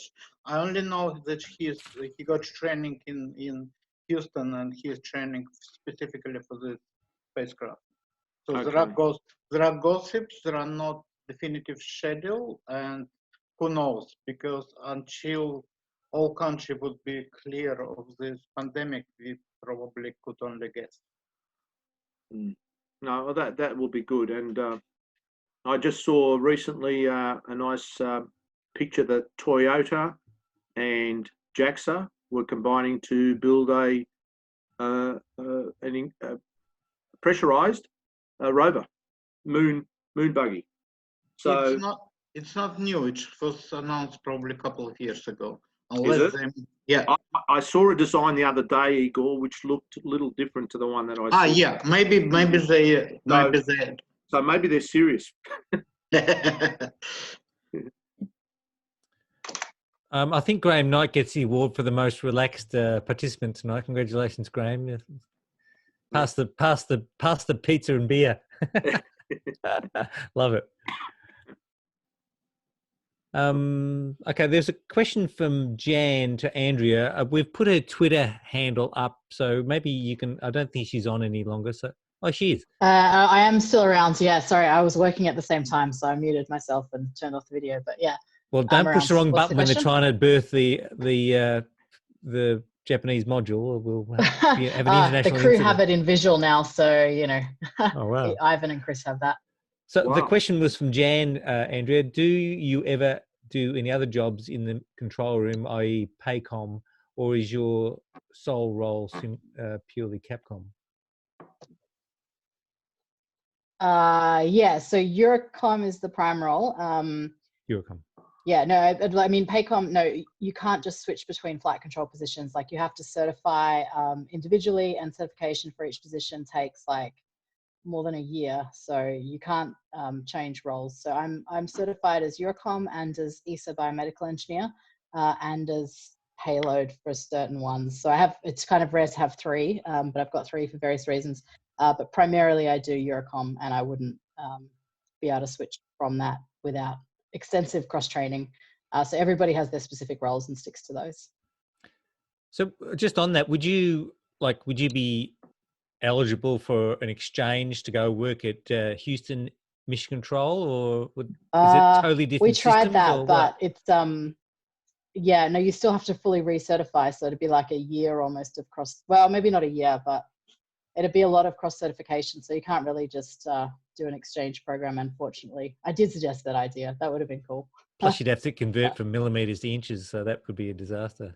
Thankfully NASA uses entirely the metric system. We're okay there. Fantastic. Yeah. Beautiful. Another question we had is from Anonymous. The priest and the paintbrush, are they compulsory? Can astronauts politely decline? Have any of them declined? It's obviously the religious ceremony that they take. No, everyone requests it. Like. Oh, really? Yeah. Bad luck if you don't, I suppose. I don't think so, but like, yeah, no, it's like it's a kind of a favorite tradition of everybody. So yeah, you can for sure decline it. It's more the other way around. Like extra people, in addition to the astronauts, request it as well. So sometimes the priest has to decline requests. It's never, yeah, the first way around. So this is a critical one. Do they still get out and have a wee on the wheel of the bus? As far as I know, yes. Is that right? On the way out to the pad? I love it. Yeah. Even females. They have the option to, yes. One side of the bus and the other. I've been on a bus trip like that. Each side of the bus. Yeah, fair enough. Fantastic. Anyone else got any questions? If you want to raise your hand, or there's a little button on your screen with a microphone and a red line. If you unclick that, you should be able to activate your audio. Yeah, just going back to Angelo's presentation. It's David here. G'day, David. I was just wondering what people think about the 2024 target date and whether NASA can actually meet that date. I'm saying that tongue-in-cheek because I don't think they can, but looking at the recent history with the SLS and Orion and commercial crew, I just doubt that they'll get anywhere near a 2024 moon landing. Yeah, I don't think they've got a hope in hell of getting there between you and me, David. There's just too much work to be done. But as NASA says, I mean, they've got to play this political game, unfortunately. And, Trumpy wants to see something great for his as he goes out of office after the second term. And he's basically mandated the moon landing. Now, they'll give it a shake, but they're not going to come close. So if Biden wins, I guess that would guarantee it wouldn't happen. If Trump wins, well, maybe he'll just blame somebody. Yeah, but NASA knows this, and NASA knows that they can't achieve it. And Navarro, to some degree, was, master of his own destiny, but he really was trying to cut some of the processes and get things going quickly. As a result, he broke procurement rules, and there you have it. He's gone, and he was a very good man. He'll be a big loss. Which of the three teams will he be appointed to, or contracted or hired to? He'll turn up somewhere else. Oh, absolutely. He'll be with one of the primes. It's a bit like Gerstenmaier. I mean, after he got sacked, he's now living and loving it with SpaceX. He's enjoying the man part of it. And he's 6 times older than the next oldest person in SpaceX as well. Yeah, he is. That's why I suspect Mr. Musk wasn't too worried about COVID-19, because there's no one in his factories that's over 30. I heard Lavero was pushing Boeing. That's part of the reason why he got there's a whole bunch of rumors. The first rumor was he wasn't really satisfied with the DM2 mission. That was the first rumor that went round, but he even denied that. What, he reckons it's going to be a problem? Well, yeah. Now, Bridenstine the other night did say that there was some vigorous debate in the flight readiness review, and but everyone in the end came out unanimous that we're ready to fly. But so Lavaro's resignation had nothing to do with DM2. It had everything to do with breaking government rules, and you know how litigious the contractors are. If they don't win an award, if anything smells there, you're in court. So unfortunately, they had to let him go. But he was a good man.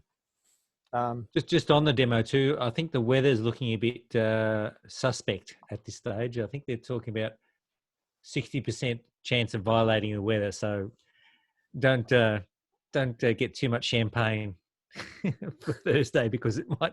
I think the backup date after that is May 30. Do you know the window at all, Peter? It's instantaneous. Oh, you're joking. Oh, yeah. Okay. That's going to be tough. Peter, Mike Din here. Got a question. Hey, Mike. Yeah. On my favourite pet subject, comms, communications. Despite trying to search all the sources, I cannot find a damn thing about how the communications to all these various elements is to be provided, and in particular, what Australia's role is. This is for Artemis and the Moon program, Mike. Yeah. I'm just wondering if Angelo stumbled over or can point us to any references in regard to comms. Interestingly, Mike, I've not heard a lot about relay satellites around the moon as part of Artemis. I'm surprised by that. I think the Halo orbit gives it direct line of sight, if you like, to the Earth.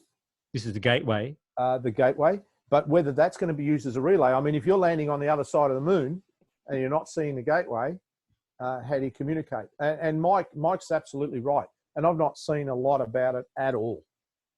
Yeah, so maybe my point is a bit more fundamental. I mean, given line of sight from the moon to the ground, who's receiving what on the ground and where? And presumably Tidbinbilla will be involved. But a big thing in our Apollo era was geographic diversity for contingency. And I've not heard a hint of any additional facilities from that point of view. And it would seem to be one of the areas where Australia, on the face of it, could and should be, have an active, unique role to play. Through the Australian Space Agency, Peter, you'd probably know a bit more about this. We do have a role with the Artemis program, but that role, I'm not sure. Communications may be part of it, but I haven't I haven't heard it is. I mean, Mike spoke to me about this offline after the last meeting, and I did a poke around and tried to find anything, and I couldn't find anything. All that they've talked about is a few PowerPoint slides about being involved from technical services and technology. Nothing about physical communication sites or any of that type of thing. I mean, obviously they fund the deep space. The centre up in Canberra. So, but I don't know how quickly that needs to be configured for moon distance communications, whether it's ready to go now or whether they just plug in a thumb drive and off we go. I've got no idea, And I personally strongly feel that you must have geographic diversity. Even if Tidbinbilla has all the capabilities and facilities, you surely cannot just rely on one ground resource. For people that don't know, Mike Dinn was the Deputy Director of the Honeysuckle Creek Tracking Station, and what Mike's referring to there is that Tidbinbilla and Honeysuckle worked hand in hand as backups to each other in many ways. If I'm not mistaken, Mike. That's correct. Yes. Yeah. Maybe it's just me, Peter and Mike, but I just get the feeling this current initiative is just not as thorough and as well thought out as Apollo. I was around for the Apollo days, not like you, Mike, but I remember it well. And there was a man doing everything, in this current program. It just seems, they've got a hell of a rush that'll be near impossible to meet by 2024. Actually, here's a question. The TDRS satellites that are in orbit, can they be pointed the other direction and receive stuff from the moon? I don't know. Well, they do all the LEO stuff. They do the ISS. So, but they would be, their antennas, as you point out, would be oriented towards the ground. So, but certainly, technically, they could probably do it if the antennas were oriented correctly. Line of sight for Earth to the moon is not that far. More Starlink moon version. It's not the sort of thing you're going to implement in a year or two. And an allied question to all of this: is there a control center, multi-control centers, one simulation, multi simulations? There seems to be a great deal of infrastructure that hopefully someone's thinking through, but no hint of it yet. It's a great question. Yeah, and as Mike points out, obviously Australia, from its geographic location, is an ideal, part of that wheel, because obviously, back in the Apollo days, of course, you had Australia, Spain, and the US on the three sort of points around the Earth that was always line of sight. So that hasn't changed in 50 years. I would find it hard to believe that NASA's going to the moon and they haven't thought about how they're going to communicate with the Earth. I would find it hard to believe. So I suspect that there's a massive program going on somewhere to provide this solution within the time frame. It's just that it's not very sexy, and NASA's a marketing organisation now. It's all about the first woman and the next man. They keep saying that, but there'll be a whole lot of stuff going on in the background that we just haven't heard about. I don't disagree. If any of this is to come to pass, someone's got to be beavering away somewhere and giving this a great deal of thought and planning. But try as we might, we can't find a hint of it anywhere. Peter, it was an announcement by Australian Space Agency, I believe it was in late February, that they chose a flagship mission for Artemis to launch a CubeSat to NLRO, where Gateway would be positioned. So we get to the same place ahead of everybody. So it's a piggyback CubeSat. Yeah, most likely piggyback. I have no idea how. Obviously, it should have some kind of dedicated and escape stage to get it there, and probably quite a lot of complex navigation to get there. It required quite precise, a lot of maneuvering to get to this NLRO orbit, near linear retrograde orbit. Actually, speaking of CubeSats and long-distance communication, wasn't there a couple of CubeSats deployed on a recent mission, was it to Mars, to help communication? I wonder if that could be something that they're considering. You know, throw a few CubeSats around the moon and... She'll be right. She'll be right. I would fully expect there'll just be a load few your app up on Starlinks. your phone and off you go. Do it by mobile phone, as you say. That's it. Yeah. Hey, Pat, that cat's as big as you.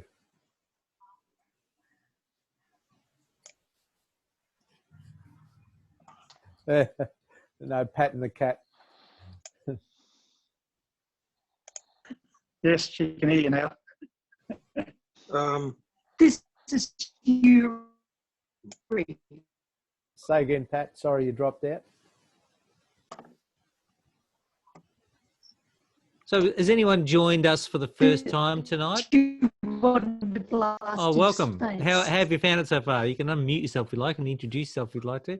I'll put my cursor over. Oh, you're Kate. Kate Keating. Welcome, Kate. And was there another one? There's Naomi. I see there's Steve Scar. There you go. Very interesting. That's good to see. And Graham's still kicking back there. He's working on his isolation figure. Oh, he's coming to unmute himself now. I've offended him. These are still challenging times for us, Pete. I mean, you know, Michael sent me a message saying the audio didn't work, and you know, we're still trying to get the bugs out of it. So, well, you got to read the instructions. That's the basic thing. I know. I gotta have a lesson from Ashley, the RFI, our guru. RTFI. Query. Jeff. I know there's only 2 astronauts going up on the Crew Dragon, but how many can that actually take? I believe it's 4. 4. Yes. Chinese can take 6, I think. 6 or 7, can't they? The CST 100, I think that's 4 as well. And just on that, as part of both SpaceX and Boeing's contract with NASA, after they basically get certified, they can each sell seats on those spacecraft to the ISS. I think Boeing is charging more than SpaceX, from what I remember. Is that correct, Angelo? Yeah. SpaceX $50 million, and they'll give you a ride. I'm told, and I don't know if this is right, Boeing were charging more than the Russians. So they were charging something in the order of $96 million, but we need to wait to see. And of course, this goes hand in hand with an announcement, I think it was over a year ago now, where NASA had published a room rate for staying on the ISS. Oh, yeah. Remember that? $30,000 a night or something for bed and breakfast. I think what's the accommodation and food going to cost? Well, that's right. But I think $30,000 a night they were talking about, but apparently the view's worth it. Yeah. Just on those capsules, they were all designed originally to take more than 4, but I think the reason they keep them to 4 is because they can bring cargo up and bring cargo down, so they use the seats. But if you took all the cargo stuff out, you could probably fit anything up to 7 astronauts in those capsules. Yeah. Even Dragon 2 was designed for 7, but NASA kiboshed it, and I can't remember the reason. It was to do with the seating position of the astronauts. They wanted them lying back rather than sitting forward, I think. Something like that. It was some very practical thing that caused the whole Dragon seat layout to be changed. Okay. Andrea the position of the couches. Andrea mentioned that on this particular one, the trunk is empty, which is normally the trunk contains stuff on the uncrewed resupplies. I wonder if that's eventually going to be able to be stocked with items, or whether they'll just beam inside the capsule. Or it probably will. It's unpressurized cargo, and I'm sure they can do it. Yeah. So, what's the story with Boeing? They're going to refly the another demo now. Is that correct? They can do another unmanned demo. Yeah. And it's is there a time frame for that? October, November. Oh, so it's next year before crewed flight. Correct. That's it. Mike, did you want to say something? Yeah. So someone asked recently, is it the equivalent to the launch escape system which the Saturn V had on the new launch assembly? It's a really souped up version of the Apollo one. The launch escape system for Orion is a puller like the Apollo, but it's computerized, and it's got vanes on it, and it reorients the capsule, and there's some really good videos on YouTube for it, but it is a really smart escape system. They're basically part of the capsule that you'll see on the four sides of the capsule. There's grey panels. There's Super Dracos in there. Yeah. So it's integrated somehow or other into the main structure. Oh, sorry, Mike. Did you mean DM2? Do you mean Dragon? Yes, I do. Oh, yeah. Sorry, I was talking Apollo. You know, Dragon has got them internally built. They've got 2, 4, 6, 8 Super Dracos, they're called, and they're at the bottom, and they push the whole capsule out. They had their launch abort test in-flight abort some time ago, and that's a great video of they initiated the abort, and the capsule just zoomed off, and the booster blew up in the end due to aerodynamic stresses. But yeah, it works. The thing that's worried me though is that if you remember, they were doing a test on the ground, and the capsule actually blew up. That was in April last year, and there were reasons for that, and they fixed them. But that always makes me nervous. Just watching that video. If you look at my screen there, I've just brought it up. Hopefully you can see it. Oh yeah. Oh, I see it. Yes, yes. So that was basically those thrusters. So originally SpaceX was proposing they were going to use those thrusters for a landing on legs as well as the abort, but NASA put a kibosh on that, so they went land in the water. Okay. I saw an interesting picture today of proposing that they get a Dragon, they actually land it on the moon. Quick way to make a lander, but you never know. I'm sure NASA thought of it. Why not land one on Mars? That's an original thought. But if you remember Grey Moon, SpaceX Grey Moon, that Grey was Dragon. It was Red Dragon. It was their Red Dragon propulsively landing on the moon. No cargo, but you'd get astronauts on the moon. Anyway. Very good. So anyone else like to introduce themselves? Got any questions or comments? Yeah, Peter Graham here, and first time I've joined the Zoom meeting and for a meeting. So I'd just like to say thanks very much. And from a personal interest point of view, it would be actually really interesting to see what they do with any amateur radio projects that they end up setting to the moon. I'm sure that would be very exciting for amateur radio operators on Earth. So we'll look forward to more information about that if that happens. Wouldn't it be great if they had a repeater on the moon? But thanks for the night. It's good. Pleasure. Could you get that type of radio as far away as the moon to operate? Yeah. Well, just as they did in the Apollo era with communications. In actual fact, amateur radio operators bounce signals off the moon all the time, particularly with weak signal modes. And in actual fact, there's less hardware that you need these days as far as power and antennas because of the digital weak signal modes, and they bounce signals off the moon. But certainly, there's nothing to interfere with the signal between the moon and Earth, so it would be fairly easy to communicate with the moon with VHF and UHF and above frequencies. I'm sure that would be very possible. Yeah, that would be great. I reckon it'd be a great thing to have. Well, they do amateur radio from the ISS, so there's no reason why NASA wouldn't get interested in doing it from the moon as well. Yeah, definitely. Yeah, I've actually communicated via the SS on the repeater on the ISS and packet radio via computer on the ISS. And that's really easy. You basically just need a very minimal vertical antenna, even with a handheld. It's quite easy because there's nothing to attenuate the signal through space, so to speak. So I'm sure from the Earth to the Moon, just as they did in the Apollo days, it was very easy to transmit and receive signals to and from the moon.